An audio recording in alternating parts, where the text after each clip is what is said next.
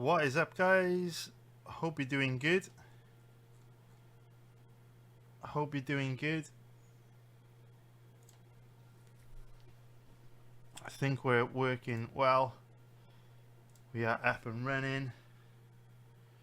What's up, everybody? Just gonna tweet out that I'm live so anyone's not in the Telegram can see.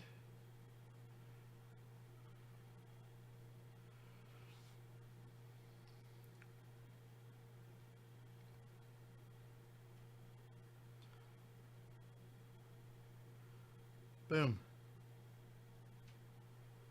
How's everyone doing, man? What's up, Hilt? Good to see you, mate. Actually, is the sound and everything okay? Everything working good? It's a shame we can't do this on YouTube, man, because, man, get a lot more engagement. But it is what it is. It doesn't matter. YouTube copyright algorithm, crazy aggressive. So we'll just make the best of it. Nice one, Hilts, mate. It's been a long time since I've done one of these streams, so I thought there'd be some problems with the settings, but it seems everything's great. Nice one, Hilts. Thanks a lot, dude. Alright, so let's get into it. So what I'm going to do, I'll upload the live stream onto YouTube and the website. For anyone that can't watch a live stream, so I'll just do like a little intro and then we'll get into it, man. So I hope you're all doing good. Suppose people have had enough time to join now as well, haven't they? I can close that down. Definitely don't need that. Nice one, Matthew. Cheers, mate. Alright, let's go. So let's do a quick intro and we'll get into it. So what's up, guys? Hope you're having a good day. In this live stream, we're going to be researching the fight between Tommy Fury and Jake Paul, which is a fight that obviously everyone has got really strong opinions about.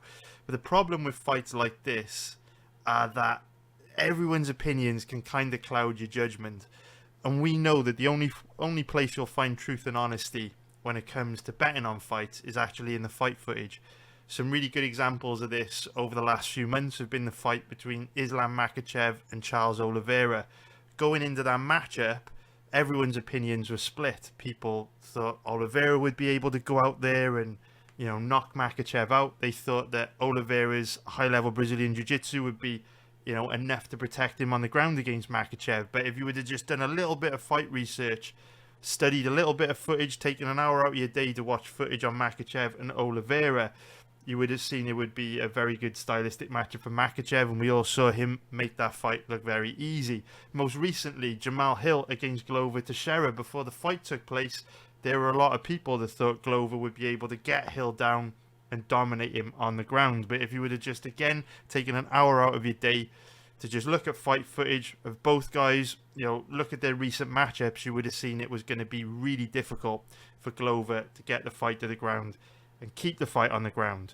And so as we approach this, Jake Paul Tommy Fury fight over the next couple of weeks, you're going to have so many people sharing their opinions online, and hardly any of them will actually have looked at the fight footage. Hardly any of them will actually have looked at the recent matchups of both Tommy and Jake to visualize how they match up stylistically. So if we do that work, that's going to give us a huge edge. And if we do end up betting the fight, whether we win or lose, at least we know we're going to be putting our money in a strong position because we've done our homework. And, all you can do at the end of the day is your homework, right? There's not a lot more you can do than that. So that's what we're going to be doing in this live stream. So if you are watching this on YouTube, I'm probably going to have to blur out some of the video footage in this live stream. Because the YouTube copyright algorithm being very aggressive. If you do want to watch the uncensored version, come to my website, mabettingtips.com. There's a link for that in the description below. And if you go to betting tips, pre-fight betting tips, I'll post a video on that page that you could check out if you'd like to watch the whole uncensored thing. Because in this live stream, what we're going to be doing is going through the recent matchups of Jake and Tommy, to find out what is true, man. To cut through all the bullshit, all the trash talk, all the opinions online, all the interviews, all the nonsense, and just focus on the facts and what is true. And hopefully, if we do that, we'll get a really strong lean on, which way this is likely to go. So if we start off by taking a look at the odds, what I really like about this fight is that both guys are playable. So many fights in boxing feature big favourites. I mean, if we just scroll through all the upcoming matchups, it's big favourite after big favourite after big favourite. The majority of boxing fights are absolutely dead from a betting point of view. But we can see Jake Paul, his average odds. I mean, the odds are quite wide. What I might do is go to Odds Checker and see if we've got a wider range of odds. What is going on here? I don't know what happened there, but if we go to Odds Checker is like a European version of Best Fight Odds. So if we go here, we may get a more diverse range of odds, because at the moment on Pro Boxing Odds, the odds split is absolutely massive, anywhere from 1.50 to 1.67 and 2.60 to 2.20. So I'm not even sure what the real odds on this fight are. So if we go here and we switch to decimal, because you have to be a crazy person to use fractions. Yeah, we've got more odds on this page, which will give us a better idea of average odds. So it looks to me like the average odds available on Jake are going to be about, I would say, 1.71 seems quite fair. So that would be minus 141 for an implied probability of 58%. And if we take a look at the odds on Tommy, he's going to be around an average of, again, big odd spread. We will say, like, I reckon 2.35 is probably in the middle there. So if we go 2.35 plus 135, that's an implied probability of 43%. So the bookies have basically got this as 60-40 in favour of Jake. So in terms of the tail of the tape and X factors on this one, we can see that Tommy is 23 years old. He's 6 foot tall with a 6 foot tall, 183 centimeters. Where is his reach on this site? It doesn't look like his reach is listed, which is a bit of a shame, but it is what it is. Jake Paul is 26 years old, 6 foot 1, with a 185 centimeters tall, and his reach is 76 inches. Tommy Fury's reach isn't listed on there. But in terms of height, seems both guys are the same, roughly the same age. In fact, in terms of pro fights, roughly the same experience as well, which is pretty interesting. In terms of X factors, obviously the main X factors to consider are, I think there are a few X factors worth going over while we're here. The first one being the ability to perform in a high pressure environment, which cannot be understated, right? Performance anxiety is a real thing. Fighters far better than Jake Paul and Tommy Fury have been crippled by performance anxiety in fights, which has had a really detrimental impact on their ability to perform close to their full potential. Jake, for me, is kind of battle tested now in that department. He's kind of proven. Yes, I do feel Anderson Silva and Tyron Woodley have let him off the hook. In a couple of his past fights, which I think we'll see in the footage.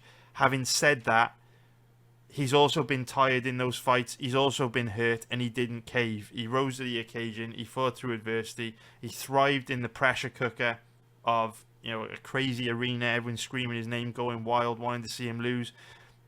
He's dealt with the pressure of knowing the whole world hates him and wants to see him lose as well, and he's thrived in that environment.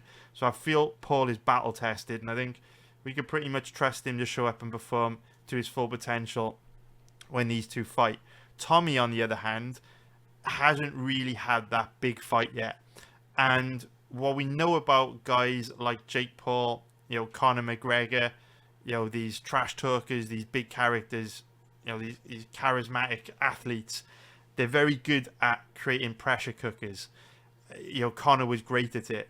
By the time guys stepped in the octagon with Conor when he was in his prime, they were beaten before a punch was even thrown. You look at the Jose Aldo fight. You look at the Eddie Alvarez fight. Conor was able to break guys mentally, and they'd look a shadow of themselves in there. Eddie Alvarez in particular. And I think Jake is probably, pretty good at doing that as well. I'm not saying that's the reason why Tyron Woodley haven't performed too well against him, but this fight is going to be, very difficult mentally for Tommy. I don't think it'll be like anything he's ever experienced. Tommy has said that, he's beating better guys in the gym every day. He's beating world-class boxers in sparring and stuff, and that's all well and good. But when you're in an arena, sold-out arena, bright lights, people screaming your name, the weight of the world on your shoulders, your bloody dad and your brother saying they're going to disown you if you're going to lose, and you got, a young, hungry, aggressive bull like Jake in front of you that throws heat and is going to try and knock you out, that can throw you off your game, man. And performance anxiety is a real thing, especially when you're facing someone like Jake Paul, who, for all of his strengths, for all of his weaknesses, you can't deny he hits fucking hard, right? And if he punches Tommy clean and hard in the face, we haven't really seen Tommy come through that fire. He's not really battle tested, whereas we've seen Jake hurt in fights. He was hurt in the Woodley fight. He was hurt in the Anderson fight. He fought through it. He kept coming.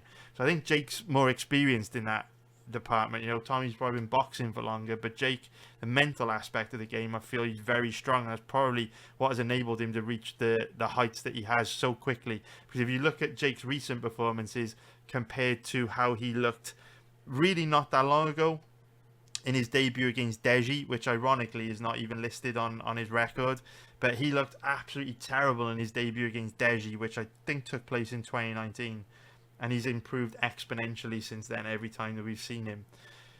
So another X factor for us to consider is, again, related to Tommy. Obviously, I'm not sure if they're married, but long-term partner Molly May is pregnant. They're expecting their first child, and I think she's due to give birth any day now. I even think Jake Paul responded to one of Molly May's comments by saying the baby's going to be born just in time to watch her dad get knocked out, which I thought was pretty insensitive, pretty savage thing to say. Can you guys, audio still good? Oh yeah, it looks still good, right? So yeah, with Tommy expecting his first child, I think like everyone reacts differently to this. I wasn't even going to talk about this. And yesterday I was talking to my wife, and she, she said I should mention it, so I'll mention it. She thinks this is something worth thinking about in the context of this fight. But Tommy's expecting his first child, and there's two ways that you can look at that. You can look at it as being a detrimental thing in terms of, the pressure that comes from having a kid, the disruption to, your sleep pattern, your training from having a newborn baby, the emotional stress of watching your wife go through pretty brutal traumatic experience, if I'm being honest. A lot of people say childbirth and stuff is amazing. If that's your cup of tea, if you enjoy it, fair enough. Personally, when my son was born, it was one of the most terrifying things I'd ever gone through. Certainly not a nice experience, in my opinion. And that is very mentally draining. It's a very exhausting, mentally draining time in your life. So that could have a detrimental effect on Tommy's performance. However, on the other hand, and I can speak to this firsthand, it can also be, and often is, the most motivating thing in the world. Like, there is nothing more motivating. I believe if you're programmed correctly, if you're a real man who has a good heart and you're a good person and you want to take care of people and you want to do the best for people, there is literally nothing more motivating in the world than having a kid. Because when you don't have a child, when you don't have a kid to provide for, and you only have to look after yourself, you can just kind of coast through life with no urgency, right? And if you don't do things in the correct way, if you don't work hard, it only impacts you. And we're quite harsh on ourselves, right, as people. We will, a lot of good people will always put others first. you know, I do think the human race is inherently good, right? We'll always put other people first. So when you have a kid, it's the most motivating thing in the world, because all of a sudden they're reliant on you, and all of a sudden you can't slack off. You can't phone in sick for work. You can't not apply for that promotion in your job. You can't not try and earn, you know, more money. You know, you can't slack off, man. You gotta go for it. It's so motivating. And I watched Tommy Fury many years ago on Love Island. I love Love Island. It's a big show in the UK. I love it. Tommy Fury is an amazing guy. Molly May is an amazing woman. Like, they're a cool couple. They're really nice people. And the thing with Tommy Fury is, you can see from his family how he treated Molly May on the show. You know, how he carried himself on that show for months. The guy's got a heart of gold. I know he's got a good heart. He's a good human being. There's no doubt about that. Tommy is a good dude. He can't fake. He can't fake how much of a good dude he was on that show for that long, right? So I know when he has this kid, it is probably going to give him a huge boost, a huge lift, and huge motivation. And he won't feel that until the baby's born. I don't think men have the same connection with the baby before the baby is born, because obviously the woman carries the baby, they have that connection while pregnant. I think it's not until the baby's born where that switch will flip in a man's head. That's what happened to me anyway, but I think it will energize Tommy, it will fuel him, could motivate him, he could look better than ever. This baby could really give him another level, a huge lift going into this fight. Jake doesn't have that. Jake still comes off as being quite money hungry, quite fame legacy driven, quite selfish, quite immature in many ways, whereas Tommy has got something real to fight for now. With that baby being born before the fight, it couldn't actually, in my opinion, come at a better time. So other X factors to think about. The event is taking place in Riyadh, in Saudi Arabia. I haven't looked into the arena that it's taking place in yet, but obviously heat and humidity is an issue in Saudi Arabia. A lot of the arenas over there are air conditioned, so you don't feel the heat and humidity in the arena, so it might not have any impact on the fight at all. But then some arenas don't have very good air conditioning, and the heat and humidity does have an impact on athletes when they compete. So that'll be something worth looking into, you know, as we get close to the time of the fight, to gauge what that heat and humidity might be like. In terms of X factors, am I missing anything? Can you guys think of anything I'm missing? Anything at all? Let me know. Anything. If not, let me know. If I'm missing anything in terms of X factors, let me know. If not, we'll get straight into the fight footage. So as you guys know, the way that I like to do things is to work backwards. And the reason being is because I always like to look at the most recent fights from fighters, because the longer you go back, the less relevant the footage is going to be. So, for example, we've already said Jake Paul is unrecognizable to how he looked against, you know, Deji, a fight that only took place like 3-4 years ago. So there's no point in going all the way back to that fight, because that's not the version of Jake Paul we're getting on the 26th of February. So we'll start with the most recent fights, and the most recent fights are going to give us the better idea of what to expect from both dudes.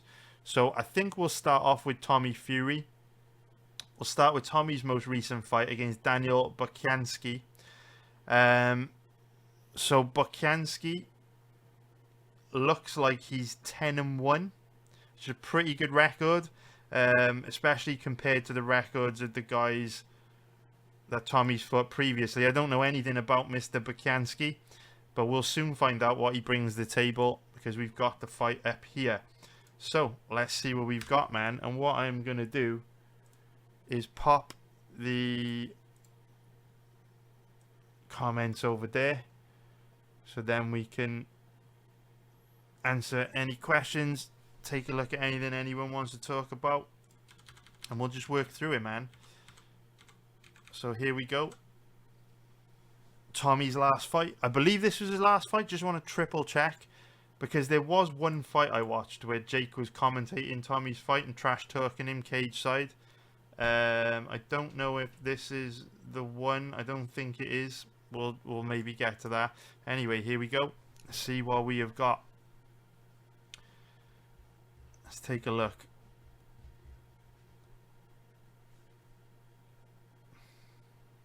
He's a big boy, Bukansky, isn't he? Jesus, man. Looks a lot bigger than Tommy. You see there as the camera kind of panned round parallel. Seems a lot taller than Tommy here.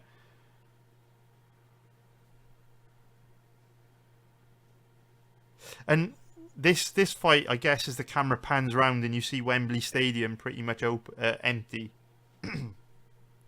I guess that kind of highlights that advantage that Jake has got in these big fights. Speaking of Molly May, I think that's Molly in the front row, right? But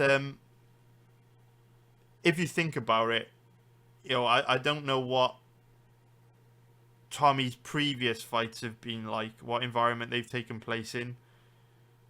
But I know the arena when he fought Anthony Taylor was pretty much empty. This arena is pretty much empty. He's going to be going from fighting in...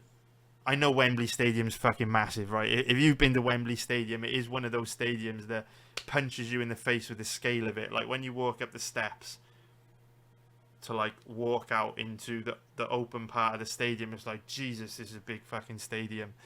But it's empty, right? It's a whole different ball game walking out into a stadium full of people screaming your name, shouting, cheering every time you get punched in the face. You're having the control your heart rate, your breathing in an environment like this is going to be a lot easier than, you know, in a sold out crowd, the main eventing against a guy that's probably going to fucking wind you right up during the weigh-ins and the press conferences and everything.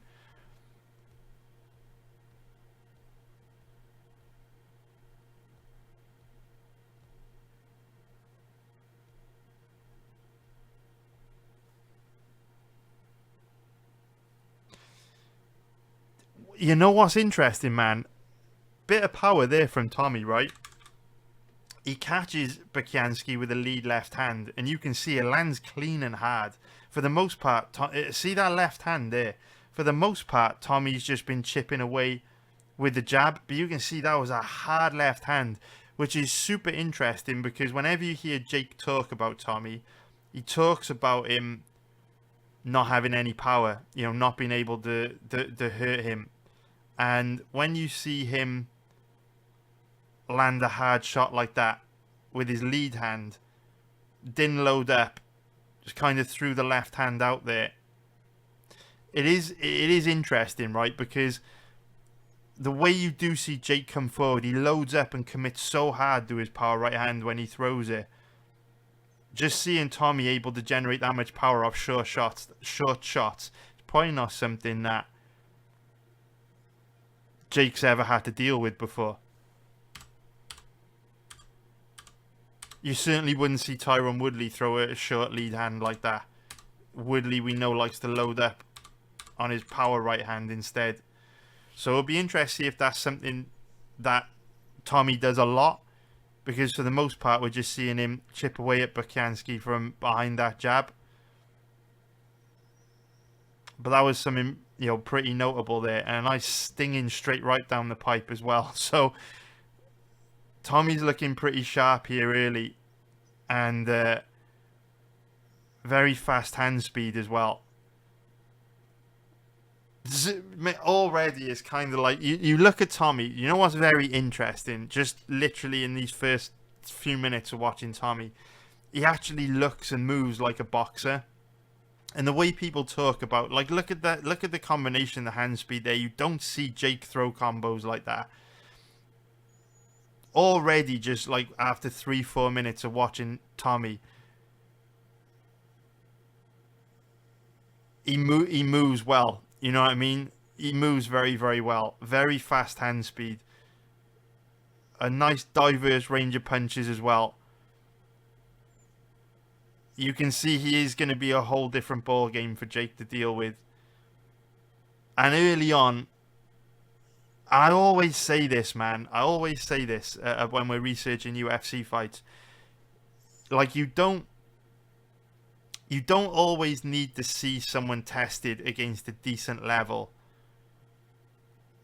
to appreciate their set of skills. Like, a lot of the time, people will be like, oh, you know, so-and-so fighter sucks because he hasn't fought anyone. You know, people were saying that about Makachev, right? in the run up to his title fight against Oliveira. I'm betting Oliveira because Makhachev hasn't fought anyone. But then if you look at Makhachev, you could see he's one of the best MMA grapplers I've ever seen. It doesn't matter that he hadn't fought anyone.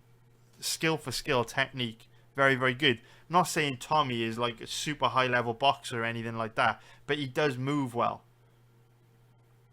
He moves very well. He's got fast hand speed, nice combinations, throwing a nice wide range of punches. This is like a whole different ball game from the guys that Jake's fought, who had long periods of inactivity, didn't really pressure Jake, certainly didn't have this kind of hand speed. And I hear people talk so much shit about Tommy online, but what I'm seeing here is like a decent boxer, man. You know, he looks all right. Looks all right to me.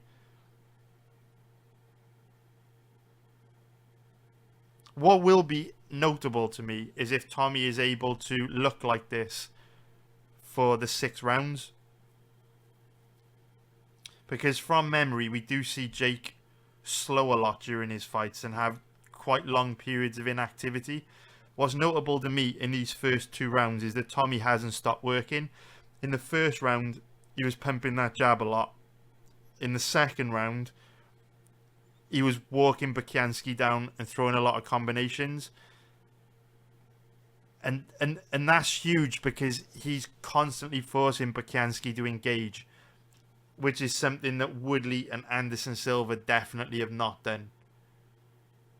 Which, we've talked about how difficult it is to control your heart rate, your breathing in a crazy atmosphere, a wild arena.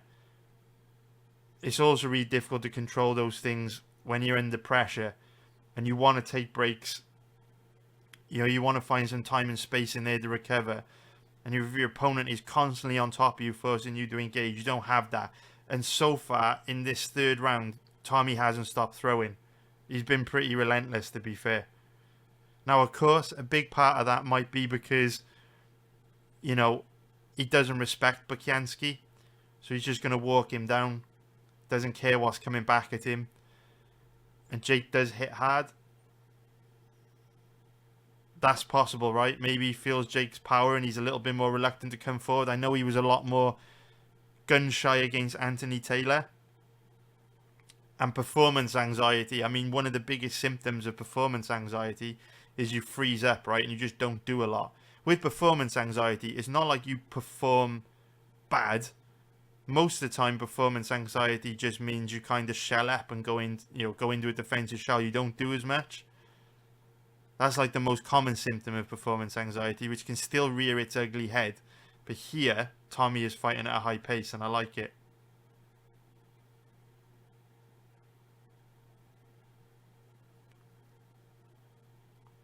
I completely forgot we were on Twitch, Joey. What's up, mate? Hope you're doing good. I'm gonna catch up on the comments, man. As soon as we're done watching this this round, I'm gonna catch up on the comments, see what we got going on. But yeah, I'm impressed by the pace that Tommy's fighting at. Good hand speed, good pace. Throws a nice diverse range of strikes. Doesn't stop working. He's also never throwing singular punches, right? It's always combinations, always punches in bunches. And it's not like he's fighting in predictable patterns either. In round 1, he's just finding his range from behind that jab, chipping away from behind that jab. But as the fight's progressed, there's a lot less of the jab and much more combinations. Like you see it there, he uses the double jab to find his range and fight his way inside, and then that's when he starts to let his power punches go. And there's not a lot coming back at him. I get it. Like, Bukianski's not throwing much back, right? Bukianski's not doing a lot to get respect in there and stop Tommy from coming forward. However, you can only beat what's put in front of you, and Tommy does look pretty sharp. Like I say, one thing I'm really looking for here is if he just keeps this up now for the whole 6 rounds. Because if he can,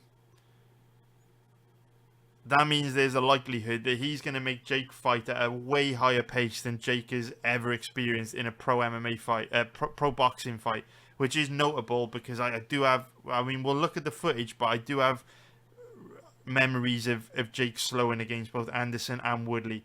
And we're in the 4th round here. Tommy has been throwing from the first second and he has not dropped his pace at all.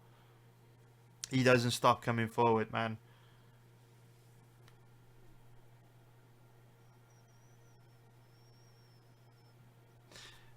Yo, guys, this is why it's so important to watch fight footage. Look at Tommy, man. Every time Bukansky comes forward, he stands, slips wherever's coming towards him. He just stands his ground and fires back big combinations. We're in the 4th round.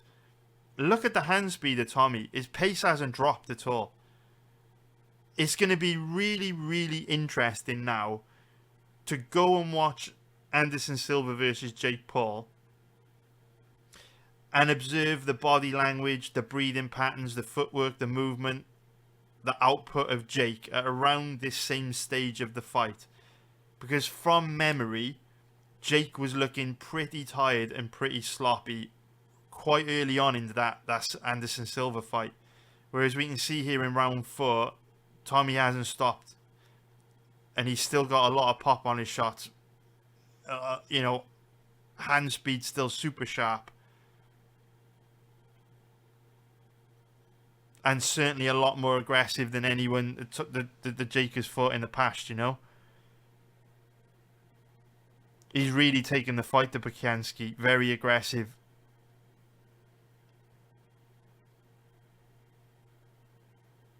He just doesn't stop working. I'm really impressed with his work rate.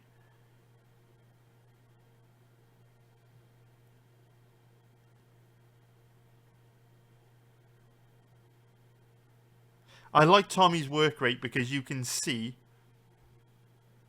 it's not going to be easy to outpoint him. Unless you can hurt him and put him into a defensive shell, which is possible, right? Because Bukansky hasn't really attacked him. He hasn't really troubled him.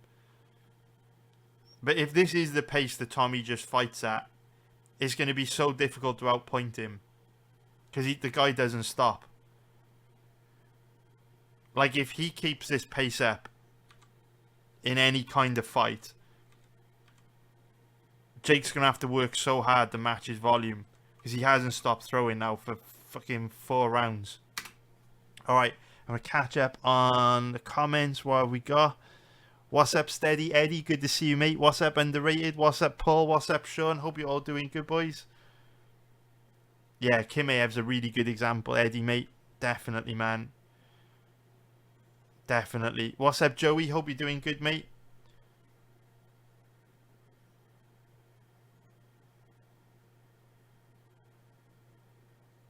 Yeah, Hilty just saying that Bukansky's not really, testing Tommy in any way, right? He's just basically a warm body in there for Tommy to tee off on. So, one thing I will say about Anderson Silva and Woodley, like, they did hurt Jake. They did land big shots on him. Whereas Bukansky just doesn't really look dangerous at all, right? He just doesn't have any power in his hands. Tommy's able to walk him down. There's nothing Bukansky can really do to get respect in there. So I do get Hilty's point that this is a bit of a cakewalk for Tommy. But we've got to appreciate what he's doing, offensively, right? Hasn't slowed at all. Very fast, very sharp, good volume. Oh, nice one, Joey, mate. Yeah, I do like these live streams, man. I was looking forward to doing this. I do miss him a lot. I do miss him, man.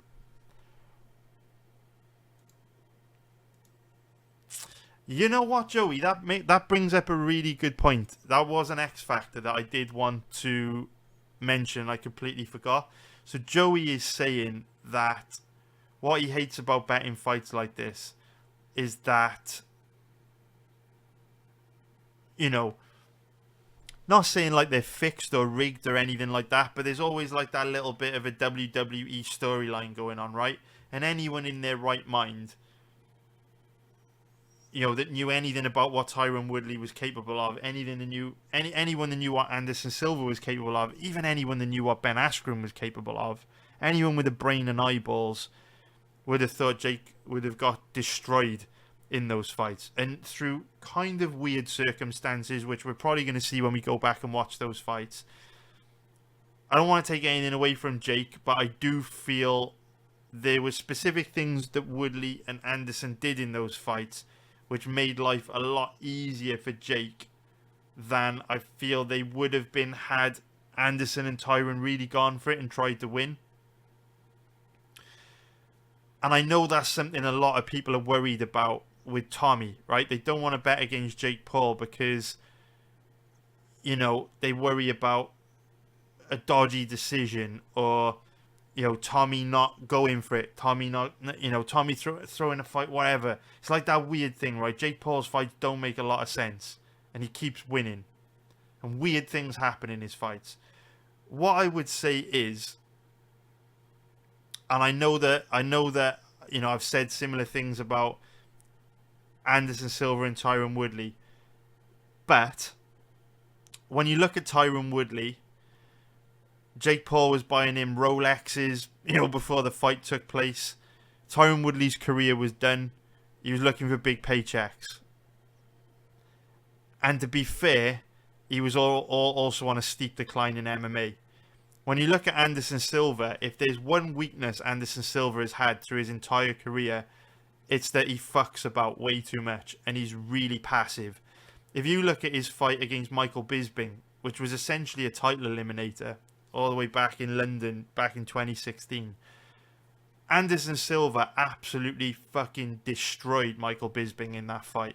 If you go and look at pictures of Bisping and Silva after their fight, it honestly looks like Bisping got hit in the face with a nuclear bomb. Like, it is bad. Silva annihilated Bisping. But Silva lost the fight because he fucked around too much. He did the trademark Anderson Silva thing of screwing around on the cage, letting Michael Bisping punch him in the face while he did his Wing Chun defense. He would have long periods of inactivity where for 3-4 minutes he wouldn't do anything. And because MMA fights are scored round by round, there were 3 out of the 5 rounds where Silva did a whole lot of nothing. So even though it literally looked like someone had dropped a grand piano on top of Bisping's face at the end of the fight, Bisping won a decision because he was more active, he was more busy, he did more. So that weakness has kind of been there for a long time throughout Anderson's career. Like, even when he fucked about in his fights against like Talis Latis and Damian Maia, that passiveness, that tentativeness has always kind of been there, even in Anderson's prime. When you look at a guy like Tommy Fury, I don't think I know that Tyson Fury is called the Gypsy King. I don't think it's culturally appropriate to call them gypsies. I think you have to call them travelers.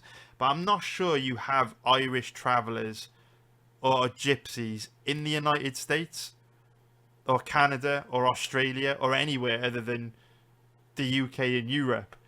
And if you live in the UK, right, you're very familiar with travelers and gypsies, the kind of people they are. You think about the scene in Snatch where Mickey is fighting that giant guy in the van. Like, gypsies are a different breed, man. Travelers are a different breed. They're tough as nails. Fighting is a huge part of their life, a huge part of their culture. Honor, respect around fighting is a huge part of their culture. And of all the people to go in there and fuck around against someone like Jake Paul, I don't think it would be someone from a traveler's background, gypsy's background. They're just not that type of people, man. And it's kind of difficult to describe why, if you haven't met gypsies, travelers, you haven't experienced them firsthand, you're not that familiar with their culture. But they're a different breed, man, and fighting is a huge part of their identity and their history. And I would even go as far as saying Tommy's probably the last person that would get involved in any shenanigans. I really, truly believe with every fucking strand of DNA in my body that Tommy is coming to fight this weekend. I don't see there's any reason why he would go easy or fuck about or play games with Jake Paul. I think he's coming in to kill Jake Paul. I really do. His wife's a millionaire. His brother's a millionaire. Billionaire, probably, right? It's not like he needs money. He's got a newborn baby. His legacy's on the line. His family's reputation's on the line. I don't think we'll see any shenanigans here. I think he will show up to fight, man, for sure. Joey McBride is saying Anderson Silva boxed Chavez Jr. a lot better than he boxed Jake Paul, which was also strange. I'm not educated enough in boxing to understand why, but it's another strange one. I thought Silva was going to smoke Jake Paul. I thought the same, man. Hilty's saying Tommy's hands seem a bit low. Yeah, he's like Bukansky's just letting him tee off, right? Nothing coming back at him. So Tommy's just walking him down with impunity, man. What's up, Hugo Boss? Hope you're doing good, mate. What's up, Monkey Business? Hugo Boss is saying, I haven't researched, but to me it looks like Jake Paul's team are good at picking matchups that Jake Paul has a good chance of winning, and they're ready for Tommy a long time ago. Guess we'll soon find out, man. Hilty's saying that Mike Perry is the backup fighter, so that's interesting, right? I've just given like a huge speech over how I think Tommy is coming to try and kill Jake. And I don't think he would, put his reputation, his legacy on the line unless he really felt like he had a very high chance of winning. That's not the Gypsy Traveler way, right? If Mike Perry were fighting, I would be a lot more skeptical, because Mike Perry seems like someone that's a lot more motivated by money. If Jake did end up fighting Mike Perry, I think there could be some shenanigans at play. Mike Perry is a crazy character. I do feel could be maybe influenced or manipulated for money. I just don't think that's going to happen with Tommy. I think Tommy is a different breed. Gypsies, Travelers, I think the last people that can be bought, even though ironically in Snatch that was kind of a part of the storyline, but I don't think this time. I'd be surprised. Okay, yeah, and Sean just saying that Tommy wants to rip Jake's head off. I agree, man. So let's get back to this fight. We're just going into round 5. So a big part for me now in these final 2 rounds, can Tommy keep up the pace that he's been fighting at? Because it's kind of impressive. Look, that's the wrong thing to say. It's not impressive that he's been fighting at this pace, because Bukansky's made life really easy for him. But we haven't seen Jake fight anywhere near this pace without slowing down. That's why I'm impressed by it, because I'm looking at it in the context of how Tommy matches up with Jake. And from memory, I can remember Jake slowing against Woodley and Silva when they didn't push anywhere near as high of a pace as this. Which is why when I see Tommy relentlessly throwing now for 5 rounds, is notable to me. You look at that straight right that he snapped the head back of Bukansky with. Jake's not really had to deal with that in the later stages of his fights, where Silva and Woodley haven't really done a lot. They haven't really attacked him late on.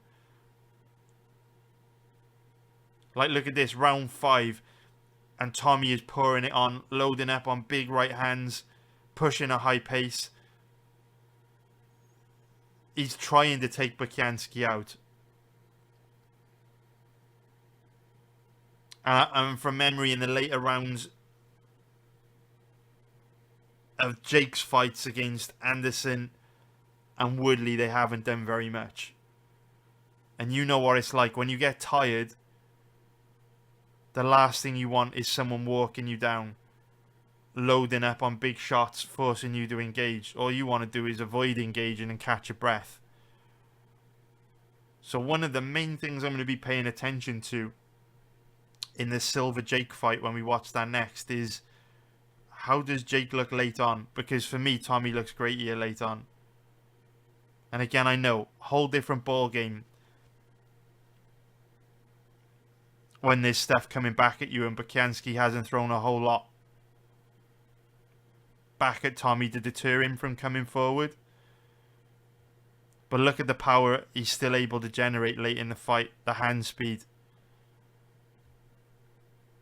How quickly you can cover distance. These are challenges we haven't really seen Jake face. And I will say this. I see a lot of criticism of Tommy's boxing online. You see a lot of these kind of like celebrity YouTuber boxing matchups and stuff. And the way people talk about Tommy is that he's kind of lumped into that category, like he's some kind of just reality TV star that has turned his hand to boxing. If that's your opinion, I don't know what the fuck you're watching. But for me, Tommy looks decent and a level above that kind of fighter. So are people reading this guy very wrong? Because to me, he looks sharp as fuck. Moves really well. He's fast.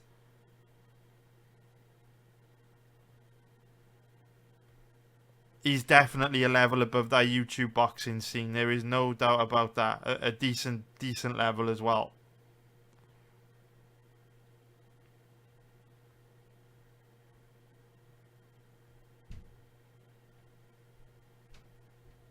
And I'm also quite interested in Jake Paul, because Jake Paul thinks this is going to be an easy fight. I don't know how he could watch this and think it would be easy for him.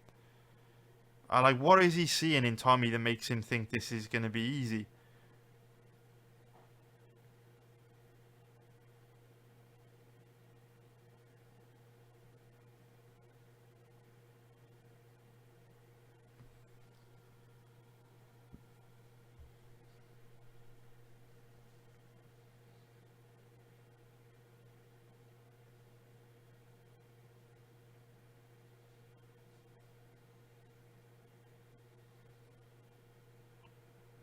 Let me know what you think of this fight, guys. What do you think about Tommy, man? Let me know what you think before we go into watching a bit of Jake.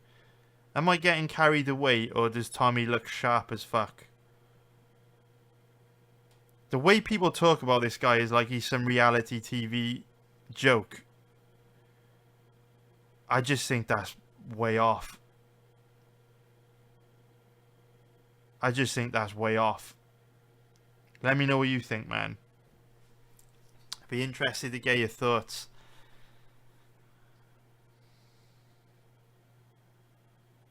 I'm really looking forward to going and watching Jake versus Anderson now, because from memory, Jake doesn't look anywhere near as sharp as this.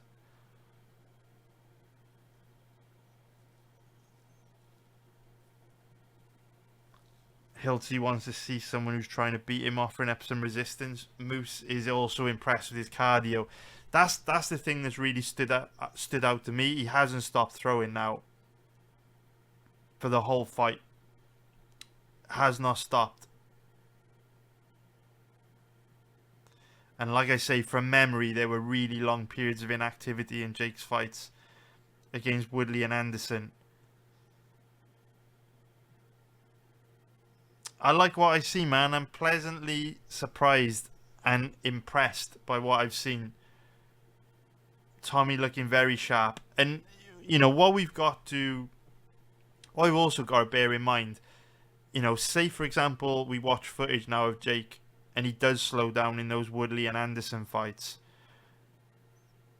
If there is any hint of heat and humidity in the arena in Saudi Arabia, you'd expect Tommy's gas tank to hold up a lot better. We've seen in the UFC what fighting in hot, humid climates can do. So, for me, Tommy's cardio looks great. He looks absolutely great. Sean saying Tommy's thrown great combinations, good power, great speed, nice shot selection, kept a good pace for 6 rounds. And Moose is saying, I'm worried about whether Jake Paul is on PEDs. You'd think he definitely is, right?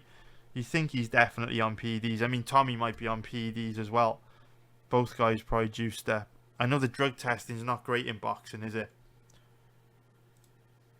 And Sean just saying he slipped a lot of punches and fired big shots back. Yeah, defo, man. I think, obviously, Bukansky doesn't load up as much as you see Jake. But then Bukansky probably did a better job of defending himself for 6 rounds than Jake could do. especially with the pace that Tommy put on him, you know. Alright, let's get into watching this Anderson Silva Jake Paul fight, which was, of course, Jake's last fight. Sorry, there's someone at the door. My dog's probably going to go crazy. So we get this loaded up. Here we go. So, here we go. Round 1 of 8. So obviously Tommy's fight against Bukianski was 6 rounds. So it'll be worth, you know, taking a look at how Jake looks here around about the 4th, 5th round against Anderson. So straight away you notice little things like that, right? Jake reaches in for, kind of like, if we go back here, just little things like this just stand out to me straight away. I don't know if I've gone too far, we'll see. Watch the jab that Jake throws here.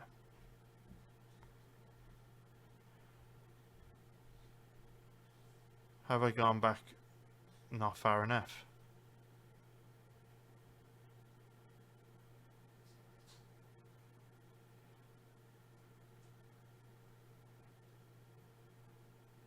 Right, I really want to point something out. I don't think I've gone back far enough. We'll start again. Sorry about this, guys.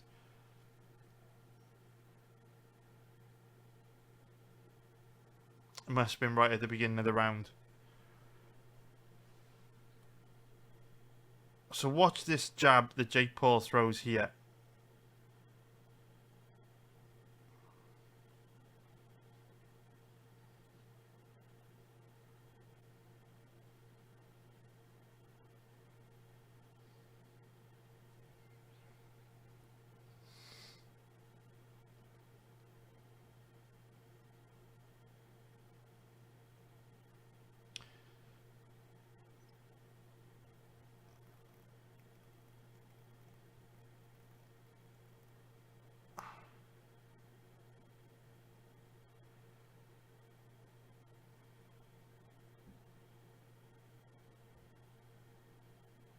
What's really notable to me in this first round is Jake Paul is reaching a lot when he comes forward. And remember Tommy in the fight that we just watched. Tommy was really good at slipping whatever was thrown at him, but then coming back really quickly with big combinations.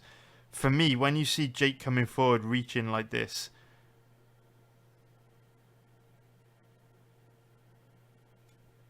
like there's a big difference in hand speed. For when you see Jake coming forward with his jab compared to Tommy. Like just as he rushes forward there, jumps in with the lead left hand, throws that right hook. Like Anderson's not throwing anything back at him.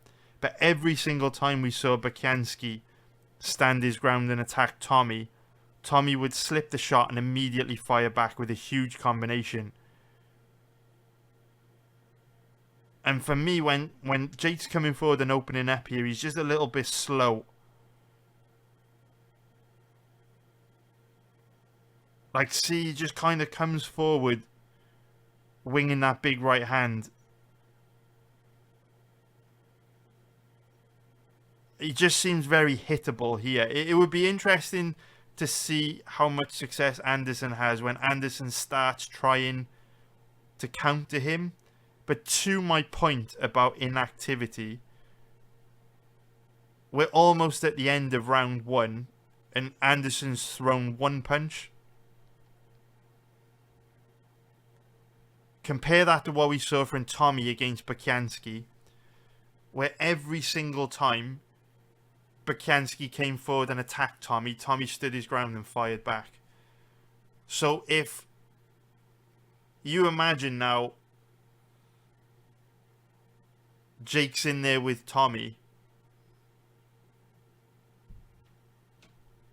Tommy is an infinitely more difficult challenge than Anderson is, because even though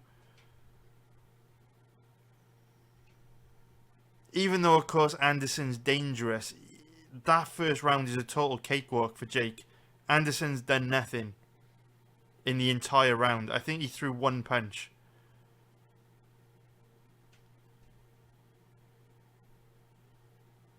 So that round was an absolute cakewalk for Jake. You can't tell me, you know, we got to be fair, right? That was literally the only punch that Anderson threw in the round, and ironically, he landed it clean and hard. But you can't tell me that Anderson tested Jake more than Bukianski tested Tommy. Because Anderson did nothing in that entire round. So with this fight being contested at such a slow pace, it will be interesting to keep an eye on Jake's cardio here.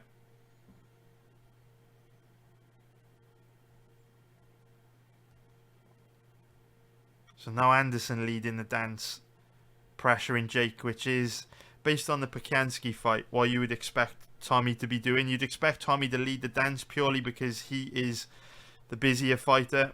He throws with a higher volume, likes to pressure guys, whereas Jake is probably one of these guys that, with him relying so much on the power in his right hand, he's probably going to stand back a bit more and look to counter with that right hand. So the range is seeing Jake forced to fight in the second round, where he's reacting to what Anderson's doing. It's probably more what I would expect in the Tommy fight. I can't imagine that Tommy is going to allow Jake to dictate the pace. I can't imagine Tommy's going to be reactive to Jake. I'd imagine, based on the Bukianski fight, Tommy's going to take the fight to Jake. So now we get a much better look at Jake's defense and movement.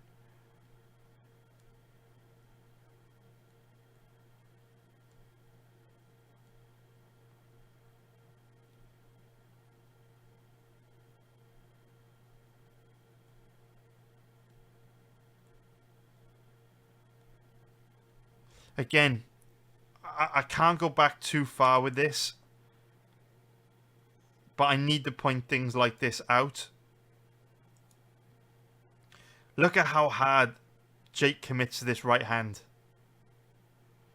He's off balance. His chin is up high and exposed. Look at this. He just steps in, misses the right hand wide, chin up high and exposed. I take you back to that first round against Bukianski. Look, I know Bukianski didn't offer a lot offensively, but every time he came forward and attacked Tommy, Tommy did a really good job of seeing it come in, slipping the shot and immediately firing back with a huge combination. What we're seeing from this fight is that Jake's able to get away with missing because he's overcommitting the shots, missing, throwing off balance, but Anderson's not firing back and looking to counter him.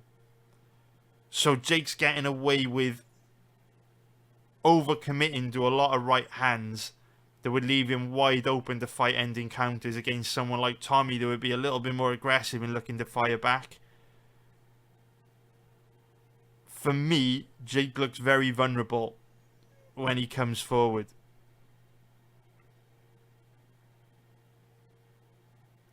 What's also notable to me is the difference in hand speed. When you look at Tommy throwing his combinations,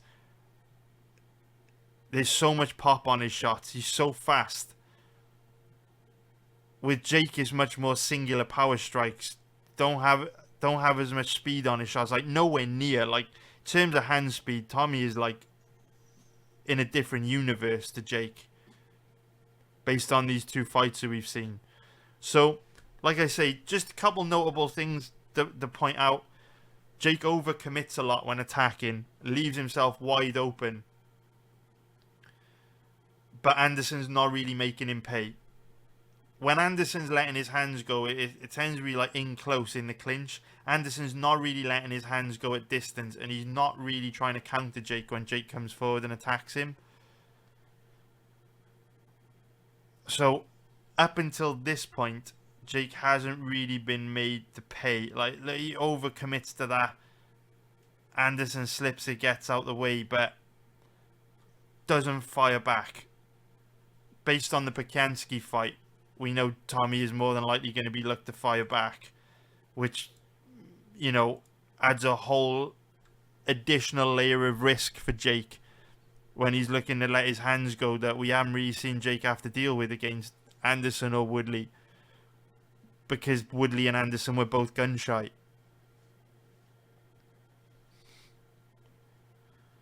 So we're into the third round now. It'll be interesting to see how Jake's cardio looks into the fourth and fifth rounds, but what is very notable to me is the difference in output.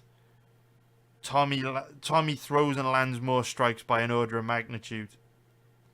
Like, not even close. Like, based on the two fights we've seen, you'd have to be a crazy person to think Tommy is going to... You'd have to be a crazy person to think Jake could outstrike Tommy, in my opinion. Like, based on the two fights that we've seen, I just don't see how Jake's going to be able to match Tommy's volume. Because everything that Jake throws is loading up on big singular power strikes and pouring jabs. He's not throwing the big fast combinations, the 5, 6, 7 strike combinations of Tommy. He's not constantly working the jab. He's not countering everything that's thrown at him. For me, just based on these two fights we've watched, this skill gap looks absolutely fucking enormous. The skill gap here looks absolutely enormous. Like, look, we're in round 3. Look at how Jake is just stepping in and winging these slow right hands with nothing on them. Go back and visualize how sharp Tommy looked in round 3. Where every time Bukansky would attack him, he would uncork these 5, 6, 7 strike combinations that had so much power and impactfulness on everything that he threw. The difference in volume. There appears to be a pretty big skill gap here. Obviously, I want to watch more footage of Tommy. Maybe, you know, it was just that Bukansky made life so easy for him that he was able to open up and look so sharp because he was playing an opponent on easy mode. That's possible. Let's watch a little bit more footage on Tommy. But based on what I've seen, the skill gap here is enormous. Just from the first sort of few rounds we watched on both guys. Like, it's not even close.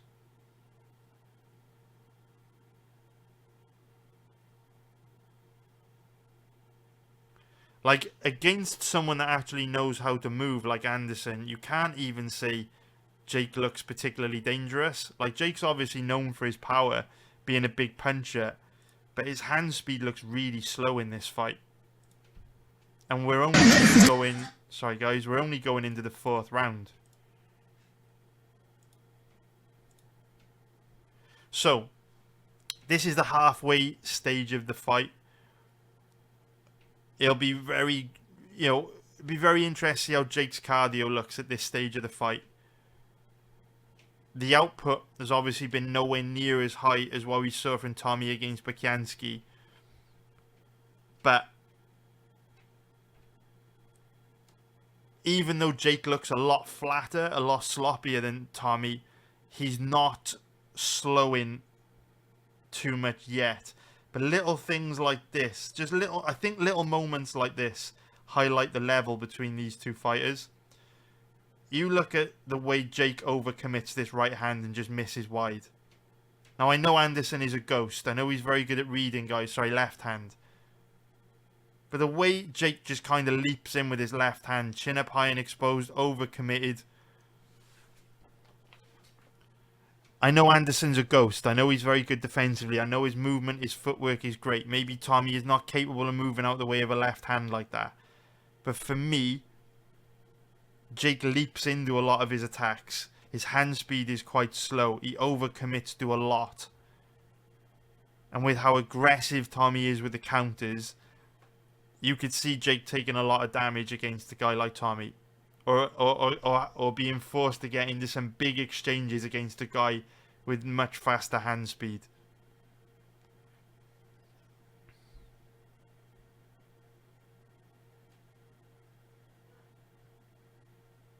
Credit to Jake, man. Like, shout out to Jake. I don't know how this fight's going to go. Maybe Jake wins this. What I can say is Jake has got massive balls, because he is telling the whole world that Tommy is a bum and he's going to knock him out. It's going to be an easy night's work. I'd be surprised if that were the case. I'm not saying Jake isn't going to win. Maybe Tommy does look amazing against absolute bums, and as soon as he faces someone that will take the fight to him on a bigger stage, maybe he will crumble. But I fail to see how anyone could look at a little bit of footage of these two and favour Jake. I heard Eddie Hearn tell Ariel Helwani a few days ago that Jake is going to knock Tommy out. I'd be surprised. I'd be very, very surprised. I would be surprised. For me, what I'm seeing here against Anderson is now that Jake is facing someone that can box and move, Jake just doesn't look dangerous. I see that big left hand that he throws out there, just misses wide. Like, for me, his hand speed just looks a little bit slow. He just doesn't look that dangerous to me. And I know Anderson's one of the greatest MMA strikers of all time. But he's also 50 years old, and Tommy looked pretty fucking sharp. So we're going into round 5 now. Let's catch up on the comments. Joey McBride is saying Silva's super unorthodox though, so Jake may look a little worse than he is here.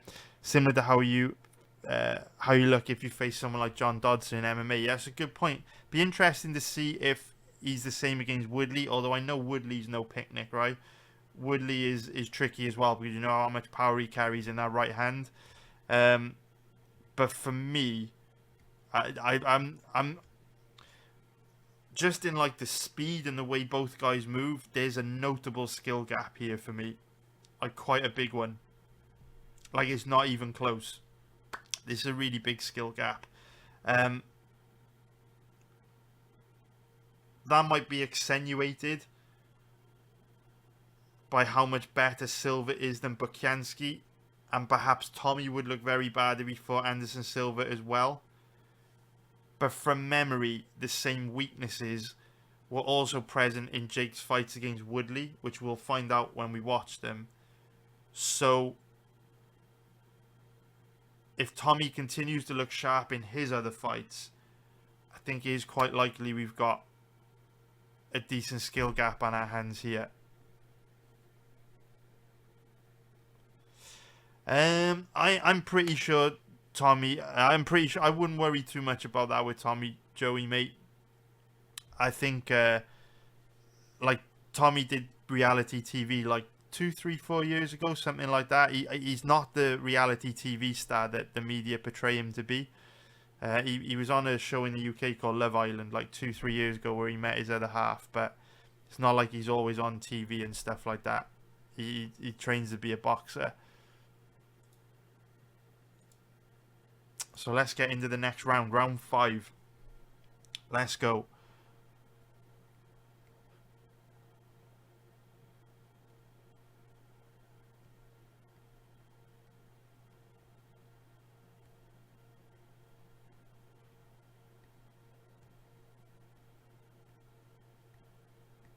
Like, just little sequences like that, right? Can you see where Silva shells up and then you see Jake tee off to the body? You look at the difference in the combinations Jake throws in these positions compared to the combinations we were seeing from Tommy in rounds 4, 5, and 6. Like, they are light years apart in terms of speed and power and technique. Like, light years. Like, I do get the Silva is probably a way trickier opponent than Bukianski. I get that. But when Silva is stood right in front of you, shelled up, and you open up with a combination and you look that slow, for me, that says a lot.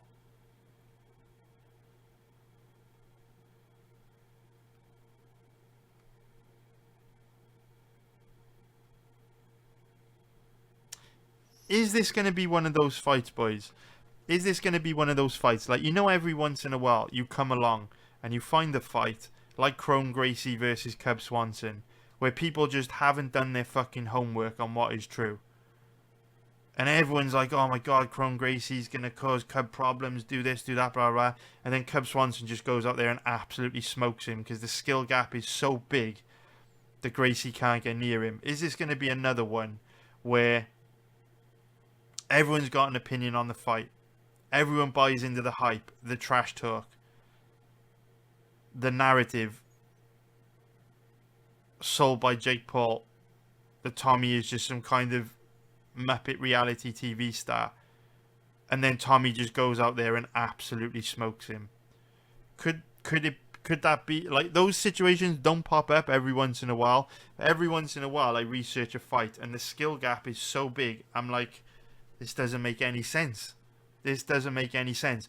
I don't get that feeling very often. To be fair, I had it recently with Jamal Hill and Glover, where you look at the footage and you're like, why is this fight in the even money odds range? Like, Jamal Hill should be a 1.40 minus 250 favorite here, maybe even bigger. Like, why are the odds even? It doesn't make any sense. It doesn't make any sense, and everyone's split on that fight. But if you watch the footage, it doesn't make any sense. With how slow Jake looks, that's the vibe I'm getting here. That is the vibe I'm getting. Call me crazy. But I'm looking forward to seeing more of Tommy. We will see. We will see. We will see.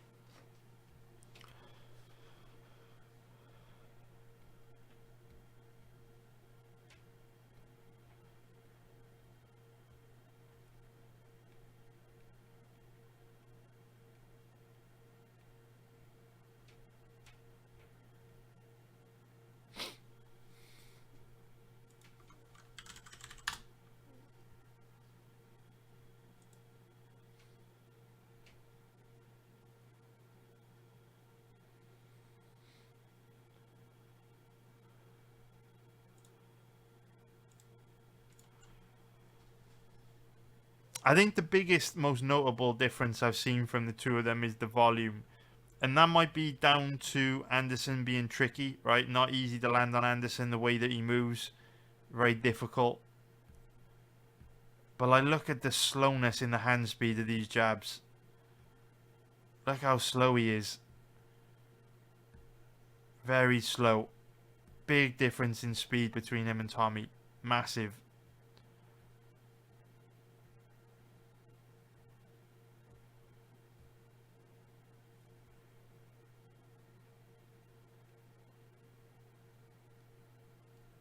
Let me know, man. Let me know what you guys think. Am I crazy here? Am I crazy? But maybe we'll get a stronger opinion once we watch some more footage. But I'm just quite surprised at the skill gap. And it's like little sequences there, right? Jake comes forward, throws that 3-4 strike combination, lands clean, looks good.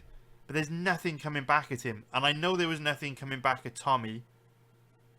But the difference is, every single time Jake has attacked Anderson, Anderson hasn't thrown anything back. Every single time Bukianski attacked Tommy, Tommy slipped the shot, stood his ground, fired back with a huge combination. It's going to be way more difficult for Jake to come forward and take the fight to Tommy than it was to Anderson. Because Anderson's not really doing anything. The only time Anderson is landing is when he's coming forward like this, fighting on the inside in these sequences. But he's not really throwing anything at distance. He's not trying to counter Jake. He's not making Jake pay for when Jake overcommits.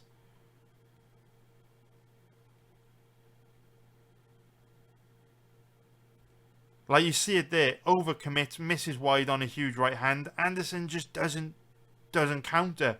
She comes forward, goes back to fighting on the inside with these short shots. You know, you look at the way Jake is shelling up here, and you think about the combinations Tommy landed in that position against Bukianski. Crazy. It's crazy, man. It is crazy. Hilty's saying, from what I've seen, the skill gap is enormous, but I still need to see how Tommy reacts when he is being tested. Moose is saying, I agree, Tommy definitely seems like the better boxer. Hiltz has said the first fight we watched was a sparring match. And I think Jake's team is putting a lot of stock in the fact that Tommy doesn't have the mental side and the heart. You know, Hiltz, I am surprised that Jake is taking this fight. Only because whether like Tommy breaks under the mental side of the game or not, I don't know how you could watch Tommy against Bukansky and think this would be easy for Jake. Like, even if you still thought, oh, you know, Tommy only looked that good because of how bad Bukansky is and Jake's a lot better than Bukansky, which he might not even be. But if you did have that opinion, you still, if you're on Jake's team, have to kind of accept that Tommy's no picnic. Like, you can't look at Tommy and go, oh, he's awful. He's awful. Like, to be fair, you know there's a lot of talk about Jake Paul fighting KSI, right? When you look at KSI, he's not great. He's reckless. He's wild. You know, he throws big, wide shots. He's very sloppy. You watch KSI and you go, you know what? Jake's sharp. He's technical. He's probably going to be able to make KSI pay for his recklessness. But when you look at footage of Tommy, it's like that. There's no way you can look at Tommy and go, that's an easy fight for Jake. There's no way. There is no way. And what's interesting to me is how confident Jake and his team are. So what I would also say, we're obviously in the 7th round now. Jake's cardio looks alright. His movement, his footwork, his body language is a lot flatter than Tommy's. But obviously, you know, his cardio's held up alright here. But we do have to bear in mind the fact that there's been long periods of inactivity in this fight. For the most part, Anderson hasn't really taken the fight to Jake at all. And even though Bukansky didn't take the fight to Tommy, the difference is Tommy pushed a relentless pace and didn't stop working for the entire fight and didn't slow down. Whereas Jake hasn't done a lot, if we're being brutally honest. And the first few rounds of this fight were really slow. They've both picked the pace up a little bit in the second half of the matchup. But there's been long periods of inactivity in this fight, which will have made it a lot easier for Jake to pace himself, as opposed to if he were to face someone like Tommy that'll be in his face, forcing him to engage for, you know, every second that they're in there. So this is the final round now.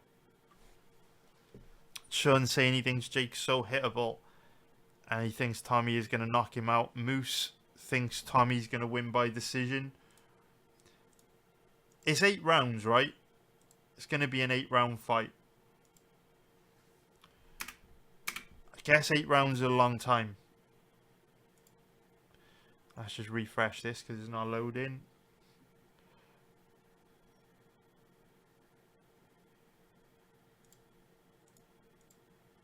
This video seems to be a little bit glitchy. Try refreshing again. Well, at least we got through the majority of the fight without any issues. Mute that. Hit play. Hopefully it loads now. Here we go.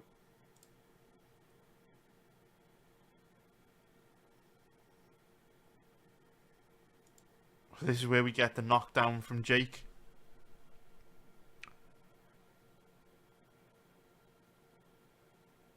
Having some problems with this final video. Big knockdown. Very nice. Jake's still carrying power very deep into the fight, right? Oh, I did see Tommy's dad saying that it was like a fake knockdown or something. It didn't land.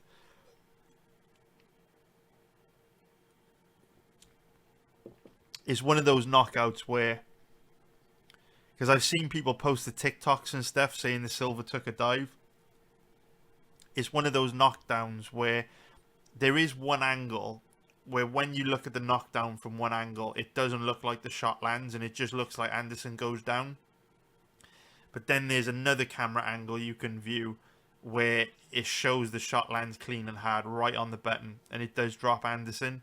So Tommy's dad being a little bit biased there with his analysis of that shot. You can't take that away from Jake. He landed a nice clean right hand to put Anderson down. Can't take that away from him. Shows he still carries power deep into the fight. But at the same time, there's a real flatness around the movement of Jake, in my opinion. Like, there's a dramatic difference in hand speed in Jake and Tommy.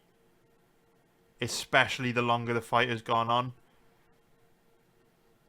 Like, in positions like this on the inside late on, you could just see Tommy eating him alive.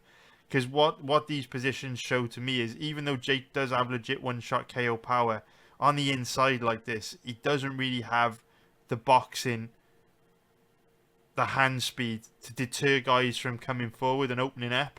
And that was one thing that Tommy did really well against Bukansky, where he would like back Bukansky up and tee off on him against the ropes. Those combinations that he landed were nasty.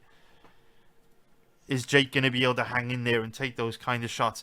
And you know another thing that Tommy did, which we haven't talked a whole lot about. We've talked about his combinations, but a lot of those combinations started with the body shots, the massive hooks to the body, which is also something that we haven't really seen Anderson do here. Anderson hasn't gone to the body a whole lot.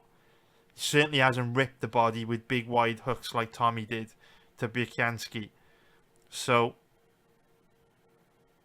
there's a whole new level for Jake to take on, man. Maybe he'll prove me wrong again for the 10th time.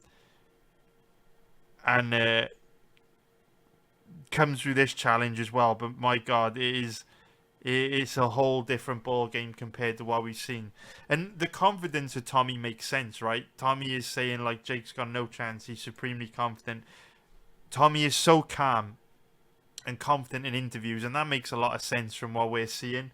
It's when Jake sounds super confident that is confusing to me. So now let's take a look at Tommy's fight against Anthony Taylor. Now, when I watched this fight live, a lot of people were heavily critical of Tommy Fury for this performance, saying he looked terrible. And when I watched him, I don't recall him looking terrible, but I do remember thinking like he let Taylor off the hook a little bit. Like, he didn't really do a whole lot. So it'll be interesting watching this fight back in the cold light of day, because obviously he was very aggressive against Bukansky. But what is quite interesting to me is, if you guys remember, Anthony Taylor was like some part of Jake Paul's team, which is why they ended up putting this fight together. And if you remember, in the aftermath of this fight, Tommy was like calling Jake out, basically saying like, now I've beat your friend, it's time to fight me. And one of the big narratives was that because Tommy looked so boring and so bad in this fight against Taylor, he hadn't earned the fight with Jake. So I'm wondering if that's why we saw a much more aggressive version of Tommy against Bukansky. If perhaps he fought safe and smart against Taylor in an effort to get the fight with Jake, the big payday. And then when that wasn't enough, because he was kind of boring, against Bukansky, he was like, right, I gotta fucking go for it now. Do you know what I mean? Maybe that's something to think about. You know, maybe that's something to think about. No, I agree with you, Joey, for sure, man. And you know what else I'm noticing, though? What we were saying about the arenas, right? Wembley Arena is basically empty. It was a prelim fight. No one was in there watching Tommy. There's a lot of people in the crowd here watching Tommy against Taylor. So maybe it's like Hiltzy said, against Bukansky, it was like a sparring match. You know, in a gym, right? No one watching. Here, a lot more eyeballs. You know, he eats a massive right hand there from Taylor, to be fair. Talking about Jake overcommitting, Tommy overcommits there and gets his head snapped back off that right hand. Although, to be fair, that right hand landed clean and hard and Tommy barely flinched. I mean, we know gypsies have got legendary chins, and he ate a big right hand there. So yeah, I agree with with Joey. Tommy is looking a lot sloppier here, a lot easier to hit. He's missing a lot as well. For me, there's a big difference in the performance here against Bukansky. Against Bukansky, he was leading with the jab. He was moving very well. Here, to me, it seems like he's more willing to just play rock'em sock'em robots. And again, that could be down to performance anxiety, right? You look at the crowd. This was probably the biggest. Well, it was the biggest fight of his life. Big opportunity, and you can see he's nowhere near as technical. Nowhere near as technical. It's almost like he's trying really hard to knock Taylor out, and because of that, he's missing a lot, and he's also getting caught overcommitting. Hilty's saying he's nowhere near as comfortable when moving backward. I see that for sure. Like, I think what Hilty's saying is every once in a while Taylor's going to blitz Tommy, and when he does blitz him, when Taylor continues to come forward, is not exactly like you see there, right? That right hander landed. When Taylor comes forward, he's landing for sure.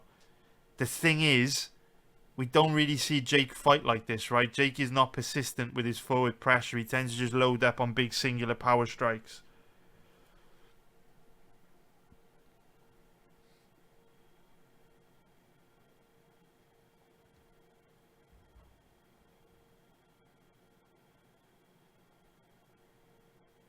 We are starting to see what we saw from Tommy against Bukansky now, though, where, notice now, earlier in the fight, remember we're only in round 2, but earlier in the fight, when Taylor was coming forward, Tommy was getting caught cold. He was getting caught against the ropes. He was looking a bit uncomfortable with the forward pressure. What I'm noticing in this second round is Tommy's doing a far better job of slipping shots and firing back with counters. Now, that's really notable to me because we're only just in round 2, and Tommy looked to be struggling with Taylor's forward pressure in round 1, but in round 2 he's doing a much better job of dealing with that forward pressure and picking Taylor off as he comes forward. Remember the first round against Bukansky.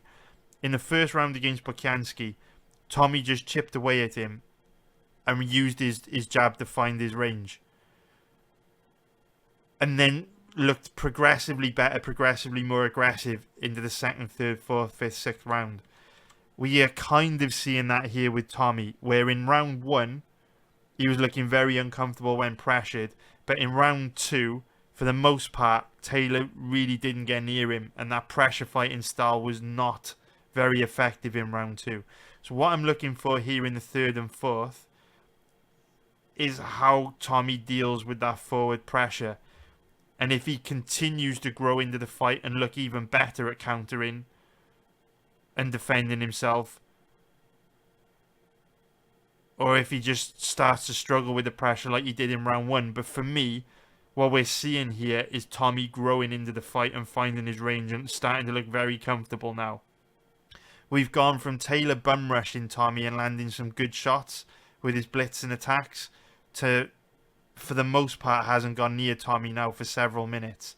And I know Tommy has got a big reach advantage, big size and reach advantage over Taylor, which will make it harder for Taylor to get inside and land. But on the flip side, Jake isn't as persistent with his forward. In fact, he doesn't have forward pressure, right? Taylor is trying to pressure Tommy. Jake doesn't do that. Jake wants to fight at distance. So even though it's harder for Taylor to get inside on Tommy than it would be for someone like Jake that's about the same size as Tommy, Jake's probably not as comfortable pressuring someone as Taylor is. So it kind of evens out there. So in round 1, Tommy was not dealing well with the forward pressure. But for almost 2 whole rounds now, Taylor hasn't gone near Tommy. And Tommy's just picking him off. Every time Taylor comes forward, Tommy is slipping the shot and just picking him off. So he's just looking very comfortable here now.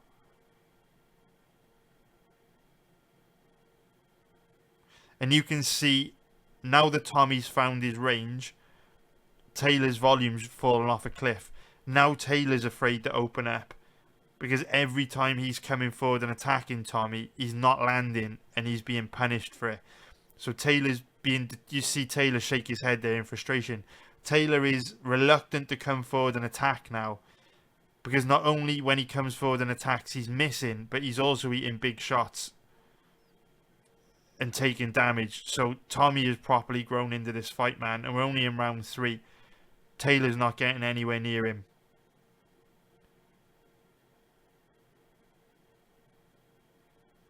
So it looks to me like Tommy's one of these guys that probably takes a round or 2 to find his range, but once he finds his range and settles down, it is difficult to land on him. And we've seen that now in both the Taylor and Bukianski fights. Paul was saying earlier on that Tommy's fight against Jordan Grant was his biggest test. So we'll watch this fight next. Because maybe Grant tests Tommy in ways that Taylor and Bukianski haven't. But I'm quite impressed by Tommy, man. I'm quite impressed. I just think that Tommy just took a little bit of time to find his range. And Hiltzy's just saying Taylor's not pressuring any longer. And the reason why he's not pressuring is because every time he tries to pressure, Tommy's slipping the shot and picking him off, which is exactly what he did to Bukianski. So even though you're not seeing Taylor pressure as much now, what you are seeing from Taylor is frustration. How often do we see Taylor kind of shake his head in frustration?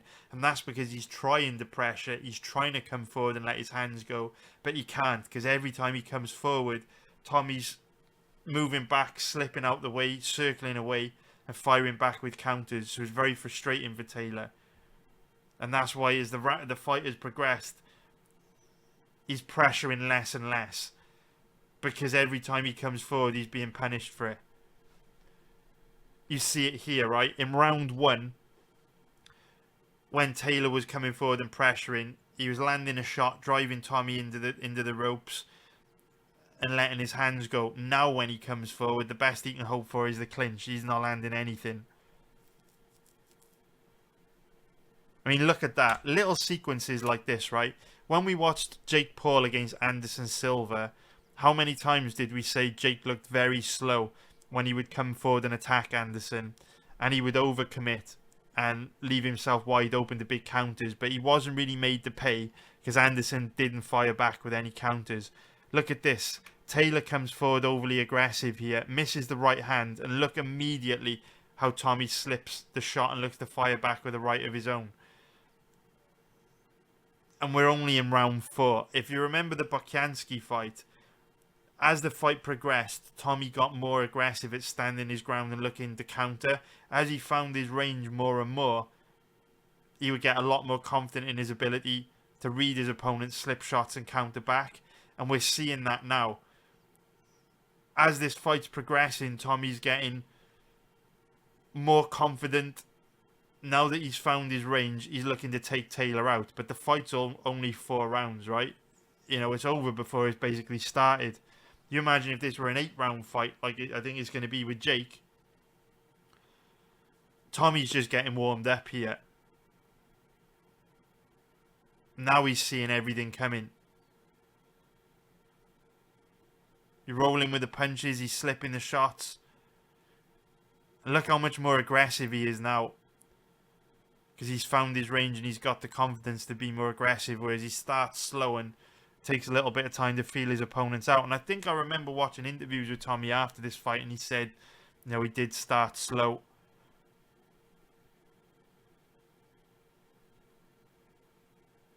He needs to work on that.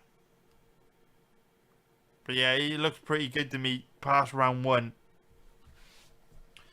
Hilt saying skill for skill, Tommy's much better than Paul. It's crazy. Oh, take care, Joey, mate. Take care, mate. See you soon, man. Cheers, Joey, dude. So what I think we will do, we'll watch this Jordan Wright fight next. We'll watch Woodley and Jake, and I think we should be done on this one. But I am finding it very difficult not to bet some money on Mr. Fury based on what I've seen. But Paul did say earlier on that Tommy's fight against Jordan Grant was a tough one. So we will take a look.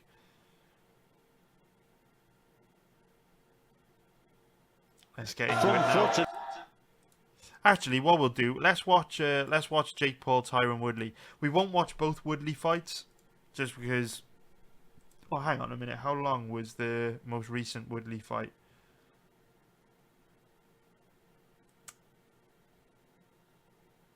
Won by knockout in what round?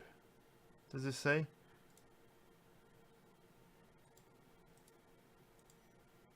What round did the fight end? If it's like round 2, then obviously we'll watch both fights. If it's deep, yeah, the knockout came deep. So we won't watch both Woodley fights. We'll just watch the one Woodley fight because I don't think going all the way back to their first fight is going to tell us a whole lot more about Jake than their most recent fight did. If it ended in like round 1 or 2, then, you know, it would be worth going back. But since it goes deep, I think this will be enough. Nice one, Hilts, mate.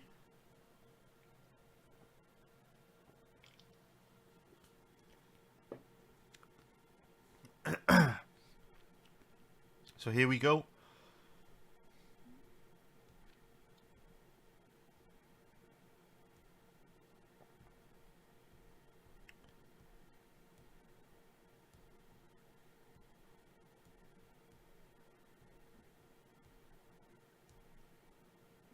So from a live betting point of view, if anyone's going to be live betting this from memory, I don't think there's been live betting on any of Jake's previous fights. Actually, I remember I stayed up for all of Jake's previous fights, and none of them have been available for live betting. But if this one is available for live betting, we know that Tommy is a slow starter. So say Jake were to do well in round 1, you know, that might not be a bad time to take a bet on Tommy if you did want to bet him live. But then having said that, we haven't really seen Jake do a whole lot early either, just because his pace is much lower. And if you think about it with Tommy, even though he does start slow, he was still throwing a higher volume of strikes than Jake in the first round of the Bukansky fight, because he was pumping that jab relentlessly. So, you know, it's not like Tommy starts slow and Jake's likely to have a lot of success early. It's just Jake's probably not going to struggle as bad in round 1 as he will later in the fight.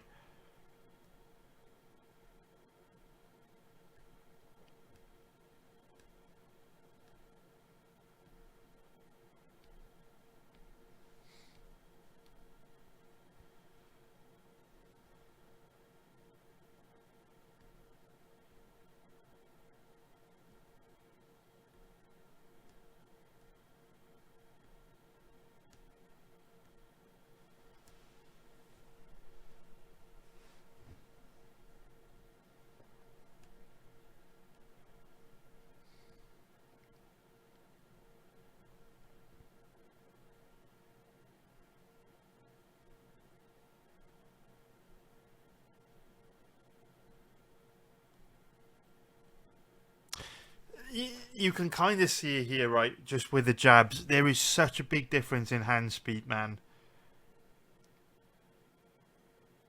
It's absolutely huge, the difference in hand speed. That is fucking massive, man. It's really big. And I don't think that's to do with who they're fighting. I don't think that, you know, Woodley. I don't think the reason why the hand speed is so different is because Woodley and Silva are so much more tricky than the guys Tommy's been fighting. You could just see that Jake's nowhere near as fast. And you know what? I wouldn't be so sure that he's a lot more powerful than Tommy either. Tommy seems to have so much pop in his shots. And I know that Jake has scored a lot of knockouts. Knocking out Tyron Woodley, you gotta give him a ton of credit. Knocking down Anderson Silva, it means a lot. 100% not taking that away from Jake. But what I will say is journeyman boxers are boxers for a reason. They're tough, they're durable, they're experienced, they're calm under pressure, and their career is built around giving guys like Tommy rounds. And Sean made a really good point in the VIP chat room earlier on. No matter how bad you think Tommy's past opponents are, they're very difficult to finish. Like, that's the whole point of a journeyman. You know, journeymen are basically professional tough guys, right? They're not the kind of guys you go out and knock out in a minute. They're the kind of guys that you can go toe to toe with for 10 minutes and hang in there and test your cardio. You know, test your pacing. Give you rounds, give you experience. So just because Jake's been scoring a bunch of knockouts against guys well past their prime, and Tommy is not knocking out, you know, these basic ass average boxers with dead records, it doesn't necessarily mean Jake's a lot more dangerous than Tommy. It just means that Tommy's been fighting guys that are a lot more durable at this stage in their careers. You know, we can think of countless MMA fighters who are just tough as nails. They've got amazing chins. You know, look at the damage that Benoit Saint-Denis can take. You know what I mean? You throw a guy like that in there, he's going to be difficult to knock out, right? It doesn't matter how powerful you are. A guy like Saint-Denis, a guy like Michael Bisping. There's just certain guys that are tough as nails, very difficult to finish. That's what journeyman boxers are. So I wouldn't be sure, I wouldn't be positive that Jake's got a lot more power than Tommy. We may just not have seen Tommy face people who were there to be knocked out. Like a 50-year-old Anderson Silva. Or a Woodley stepping up on, what was it, 1 week's notice? 2 weeks' notice? What's up, Mac Balls? Hope you're doing good, mate. Mac is saying, it's likely Tommy's also improving rapidly. There's 8 months between the Taylor and Bukansky fights. He's only 23 years old, and he's likely making huge improvements from fight to fight. Yeah, that's a really good point, mate. I suppose that applies to Jake as well. To be fair to Jake, we were saying it right at the beginning of the stream, right, where the version of Jake here against Tyron Woodley is unrecognisable to what we saw from the Jake the Foot Deji. So he's making big improvements too. But we completely ignored the fact that, like MacBall said, Tommy is super young and he's going to be making big improvements. I think as well, something to think about with Tommy is, if we're being brutally honest, like, people love to make fun of John Fury. You know, people love to portray Tommy as some kind of reality TV star joke. But what they forget is that John Fury did have a big part to play in creating one of the best heavyweight boxers of all time. I know Jake's going to have a great team behind him, good trainers, all that kind of stuff. But John Fury has produced Tyson Fury. So like Max said, if we're talking about improvements and camps, it probably doesn't get a whole lot better than the guys that Tommy's working with. I don't know a lot about boxing gyms, boxing trainers, but I do know that John Fury's obviously got a big influence on Tommy's career. And if he was good enough to fucking help Tyson become one of the greatest heavyweights of all time, it can't hurt to have a guy like that alongside you, you know?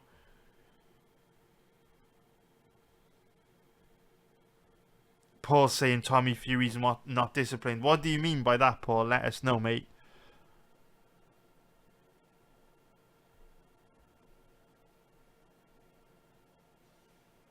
Yeah, that's it, Hilts, man. Defo, dude. It's tricky, right? But you know what it's like, man. It's kind of like, it's like martingale, right? It's crazy talking about this, right? It's like martingale. You go play roulette. You know, you use the martingale theory. And you bet on black 10 times in a row. You double up every time. And you're like, the probability of a black or red number is coming 50%, yeah? You bet black 10 times in a row, it comes red. You're doubling up with the martingale theory. You're like, man, a black number's never going to come. I can't keep spinning this wheel. What happens is you walk away. The 11th time that wheel spins, fucking red. So, sorry, black. Terrible example. We were betting on black. We need a black number. 11th time comes black. And you've walked away. You missed out on those gains. So it's one of those things where, yeah, definitely, you know, you research these fights in the past. You're like, Jake Paul's going to get smoked. I get it. I do get it. He's done great against Woodley and Anderson. And every time we research one of his fights, there's always something different we point to, right? So always something different Woodley did compared to Askren or Nate Robinson that was going to make, you know, the fight impossible for Jake. He goes out there and does it and proves us wrong. And then when we get the Anderson fight, you know, there's things Anderson's going to do Woodley didn't do. It's going to make this very difficult for Jake. But I will say this. When it came to the Woodley fight, in MMA, Woodley was well known for having long periods of inactivity where he didn't do a lot. And that was a big concern, right? Is Woodley going to let his hands go? Because how many times did we see him in fucking title fights in the UFC where for the most part he'd do nothing for 25 minutes? I mean, he was hated as a champion because of how boring he was. People hated watching him. His fights would go the distance. Nothing would happen. So inactivity was something that defined Woodley's career, particularly late on. Same with Anderson Silva, right? We researched the Silva fight. And even though from a stylistic point of view, technical point of view, Silva should have won easily. Throughout Silva's career, there's lots of examples where he just hasn't pulled the trigger. Tyler's latest, Damian Maia, Michael Bisping. It's been a part of Anderson's career for a long time. And then against Jake Paul, long periods of inactivity where he didn't do a lot. What's different to me with the Tommy fight is there's nothing I look at with Tommy and I go, that's a concern. You know, when you research Woodley and Anderson, their inactivity was a big issue. You know, are they going to open up? Are they going to throw? Or are they just going to get into a friendly sparring match and let Jake off the hook? Which is pretty much exactly what happened. With Tommy, cardio is good, hand speed's good, footwork's good, movement's good, defensively he looks good, popping his shots, powering his hands, shows a higher volume of strikes. I'm not looking at Tommy and going, oh, I'm worried about that. Jake could cause him some problems there. And this is the first time I felt like that.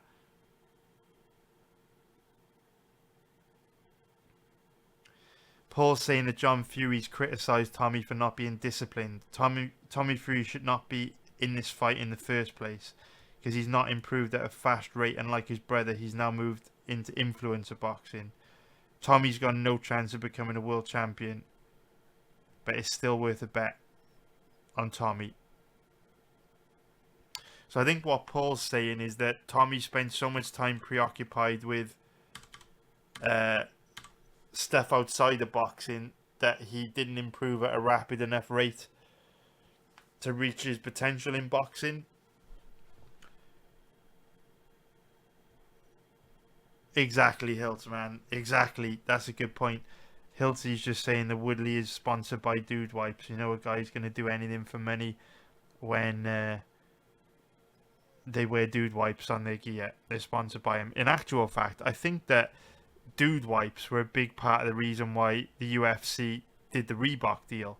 I remember listening to an interview with Dana where he said there was one fight he watched. I think it might have been Tom Lawler, where Tom Lawler walked out in pink hot pants with Condom Depot on his shorts as a sponsor. And that was the point where Dana White was like, enough is enough. We need to get a strict uniform policy because this is fucking ridiculous. That's probably an extreme example, but I know there was like, I'm pretty sure it was Tom Lawler. I don't know exactly what he wore and who the sponsor was, but I know that there was a sponsor and some fight gear that Dana was not happy with, and that's what sparked the Reebok deal. Because of course, back before the Reebok deal, fighters could wear their own shirts, their own sponsors, like we have in boxing.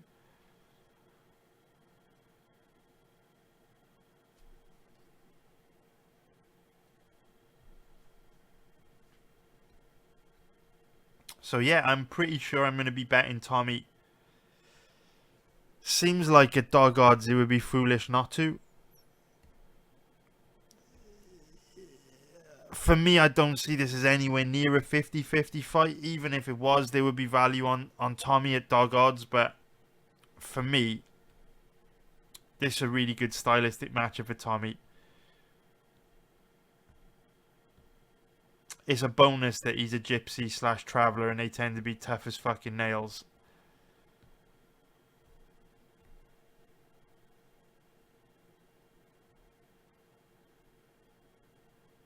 I will say this though, Jake's cardio has held up pretty well, but again, it is notable to me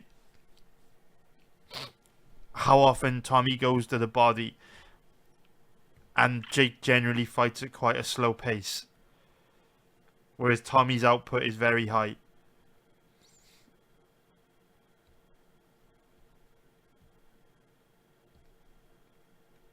So what we'll do, we'll watch one more fight. We'll watch Tommy's fight, the Paul recommended, and then I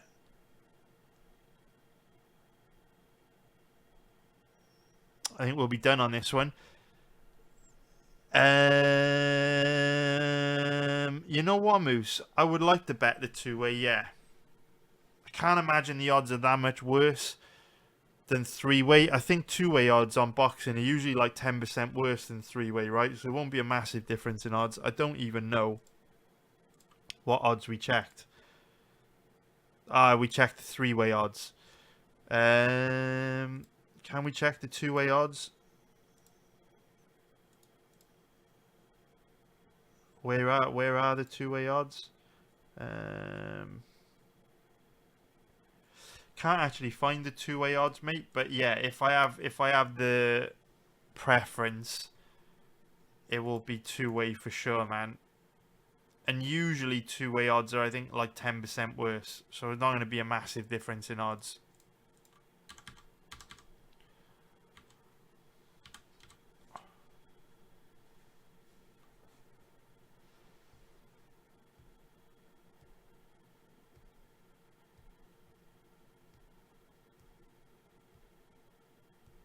I will say this, man.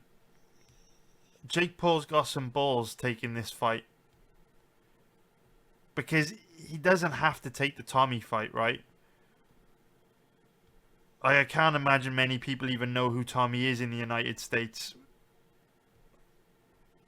You know, I can't imagine British Love Island is that big of a deal in the US.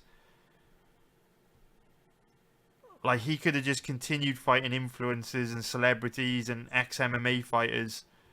You know, he could be fighting guys like Tony Ferguson,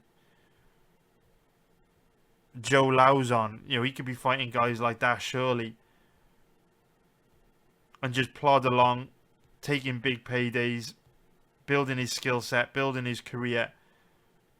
Like, you've got to show Tommy Jake a lot of respect taking this Tommy fight, because there's very little upside for him. Tommy is not a big name. And he's a really, really difficult challenge.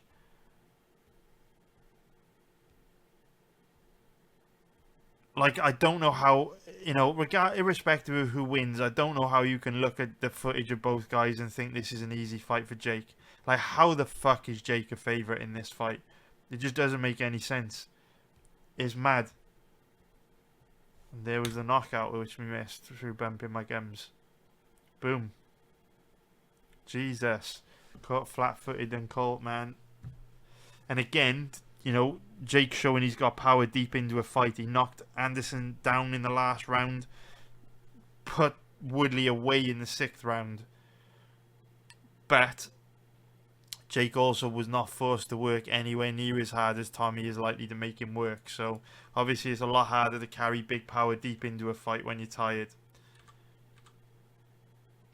And as much as we can say that Tommy's opponents haven't really tested him, I think the long periods of inactivity have helped Jake's cardio hold up better than perhaps it would when he faces someone like Tommy that's going to force him to engage a lot more. Moose saying all the Gen Zers throwing their pocket money on Jake. Paul saying Jake's got a rematch clause. Alright, let's get into this final fight. So this one was recommended by Paul, who said that this was Tommy's toughest fight yet. And look, hashtag no racist, but Jordan Grant is ginger as fuck, so I would imagine it would be a tough fight. If any of you have ever lived with a ginger person, no disrespect, my sister's ginger, they're tough fuckers, man. They're very, they've got a fiery streak. They're tough, they're aggressive. I can't imagine fighting a ginger is ever going to be easy. So, you know, Jordan Grant will hopefully test Tommy in ways here that we haven't seen yet, because Bukianski hasn't done a whole lot to test him, and obviously Tommy had a big size advantage over Taylor.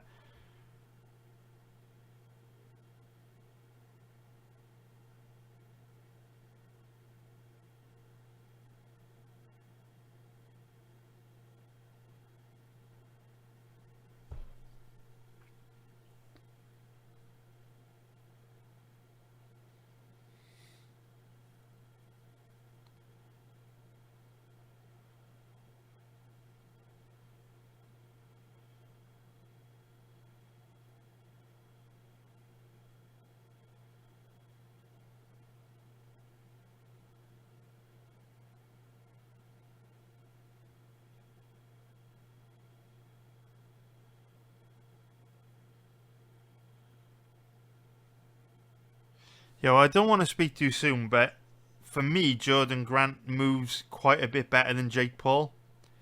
Like I say, I don't want to be like super critical of Jake, but to me, Grant's footwork, movement, hand speed, technique, it looks a lot better than Jake's, in my opinion. Let me know what you think. Obviously, we're only a couple minutes in, but even the head movement of Grant there is nothing like we've seen from Jake Paul in the footage we've watched. Am I crazy, or is Grant better than Jake? Like, look at just the footwork and the movement, the way he fights his way inside. You don't get any of this from Jake. Jake just kind of steams forward and loads up on the right hand. Big right hand there from Grant. You can already see some swelling above the left eye of Tommy. That landed clean and hard. But then Grant did a much better job of fighting his way inside to set that right hand up than we've seen Jake do. Grant looks like a proper boxer to me, man. Way sharper than Jake. Very interesting. Maybe I'm way off. Let me know what you think. Let me know what you think. But Grant looks a lot better than Jake. Paul is saying that John Fury said Jordan Grant would beat Jake Paul. He might have a fair point, right? Based on what we're seeing. And Sean's also saying that Grant was a short notice replacement. Jesus. He looks good here, man. For me, it's just the movement of Grant is a lot better than Jake's. Like, Jake doesn't fight his way inside. He just kind of comes forward and loads up. Grant's doing a much better job of fighting his way inside. And he's also not as static as Bukianski, who kind of just stood there and for the most part let Tommy tee off. Now we're seeing some head movement from Tommy. So you can see the footwork and movement has really thrown Tommy off here, where Tommy hasn't really been able to let his hands go yet. But remember what we saw in the Taylor and Bukianski fights. Tommy is a slow starter, takes a little bit of time to find his range, and then once he does find his range, starts to become a lot more aggressive. Now it's going to be trickier for him to find his range against someone that moves as well as Grant. So it'll be interesting to see how Tommy does here in the third and fourth rounds. Because he is struggling. But I feel he's struggling because of things Grant is doing, which Jake is probably not going to be able to do.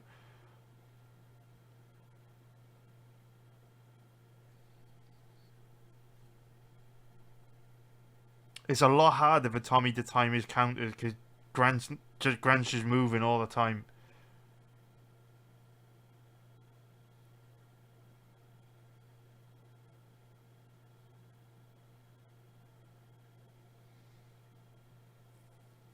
Pinter is saying that Grant's movement's a lot more fluid.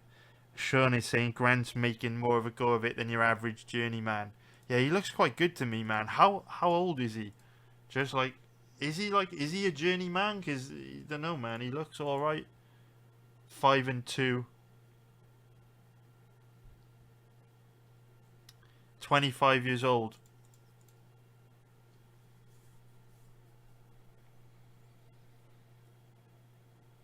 Paul saying he was 2 and 0 at the time.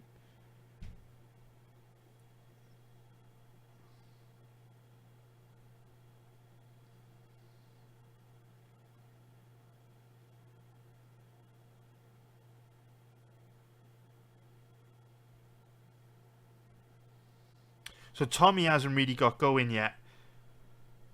But what I am noticing is in the last sort of minute and a half, Grant is finding it a lot harder to land, which is exactly what happened in the Anthony Taylor fight. If you remember in the Taylor fight, Taylor was landing some big shots in the first sort of round and a half.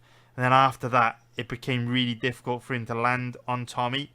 We're starting to see the same thing happen here, where Grant's not having anywhere near as much success landing. Now, a part of that is going to be, Grant's going to be getting a little bit more tired, especially if, what Sean said, Grant coming on short notice. But on top of that, you can see that when, like even there, right, once Tommy starts to find his range, it's much more difficult to get to him. And we've seen that in all 3 fights now. First round or 2, you can catch him. After that, he starts to move really well. So it'll be interesting to see in this 3rd and 4th where we see it, the same pattern play out, where in round 1, Tommy doesn't react well to pressure, gets caught a lot. Round 2 becomes much harder to hit, but doesn't get a whole lot off offensively. And then into the 3rd and 4th rounds, the pattern we've seen play out is that he starts to really open up and land with decent volume. He gets caught with a big right hand there that snaps his head back.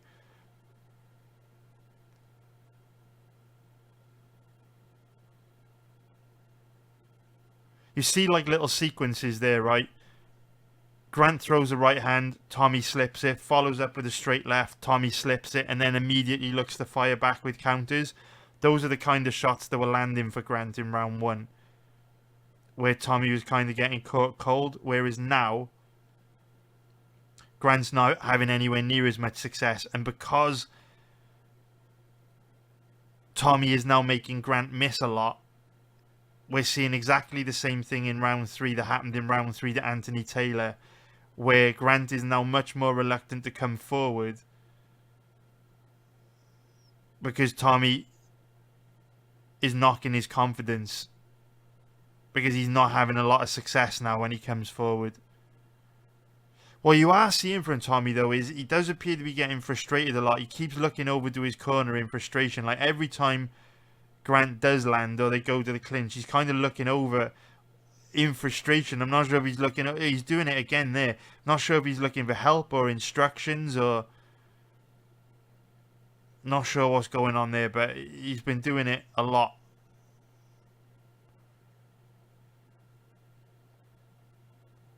And this is where you see Tommy become progressively more effective, right? He goes through this cycle of, inactivity early, then good defense, then slightly more activity with good defense, to then becoming really quite aggressive and sitting down more on his shots once he's got a read on you, once he's found his range. And that's a pattern we've seen play out in all of Tommy's fights now.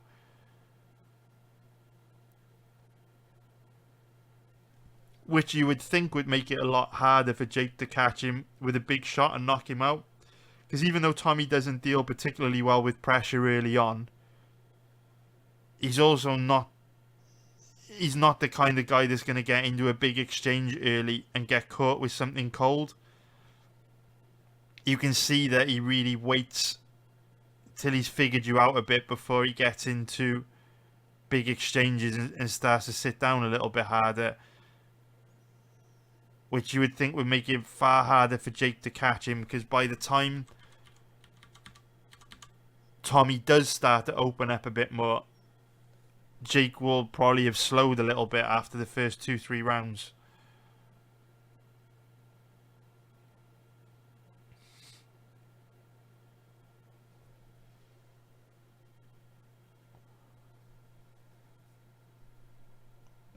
Nice one, Hilts, mate. Do you know what? I will say this, man. I will say this.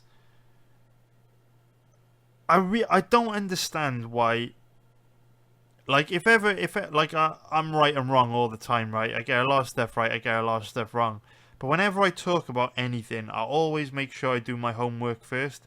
Like in the VIP chat room, right? If I'm going to talk about like a cryptocurrency or something I'm going to talk about, right, that I'm not an expert on, but if I'm going to share my opinion, I make damn sure that I at least come in like from an informed perspective where I've spent a little bit of time researching something or looking into it. But when you've got guys like Eddie Hearn,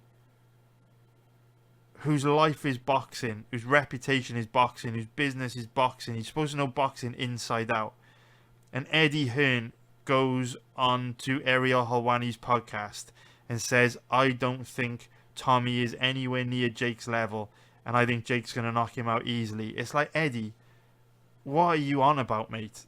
What are you on about?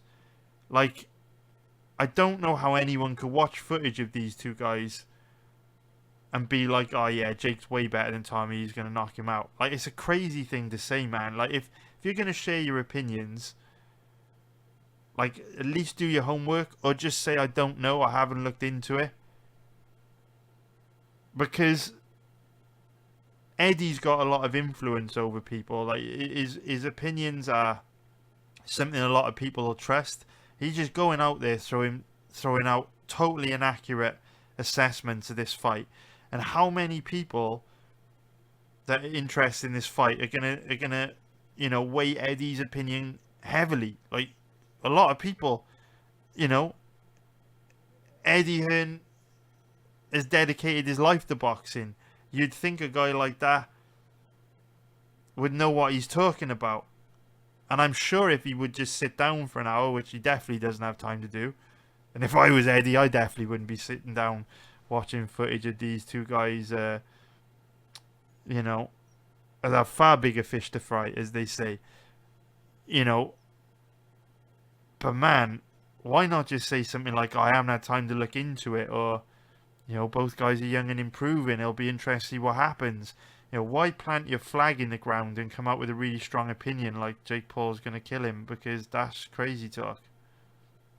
Doesn't make any sense, man. That's that fight. Crazy, crazy, crazy. So anyway, nice one for watching, guys. That's going to be the live stream done. Definitely going to be betting some money on Tommy Fury. There's no doubt about that. I feel it would be foolish not to. I feel it is more than reasonable to give Fury at the very least a 60% chance of winning this. Even if you thought it was 50-50, there would be value in Fury's odds. But if you just lean 60-40 in favour of Tommy, which I think is more than reasonable, you can even go higher than that.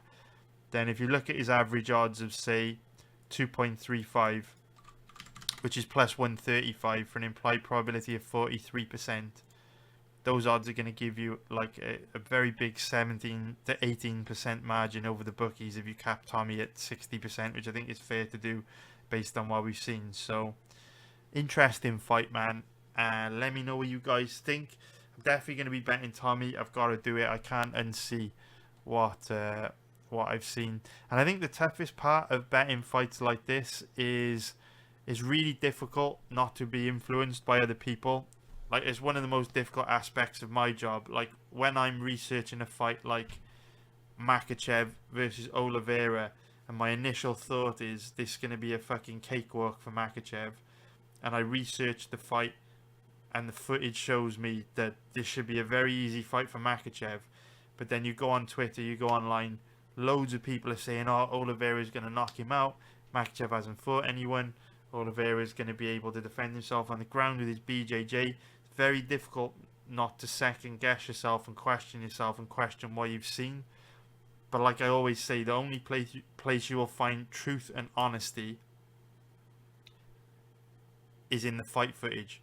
Because when you listen to guys like Eddie Hearn, and a journalist sticks a microphone in Eddie Hearn's face and says, who's going to win this fight? And Eddie says, Jake's going to knock him out. It's going to be an easy fight for Jake. He talks with so much confidence and conviction. It's difficult not to be influenced by that. But when you look at the fight footage, it completely contradicts that opinion. So with situations like this where most people are going to favour Jake Paul in this fight, which is obvious. He wouldn't be the favourite if most people didn't favour him.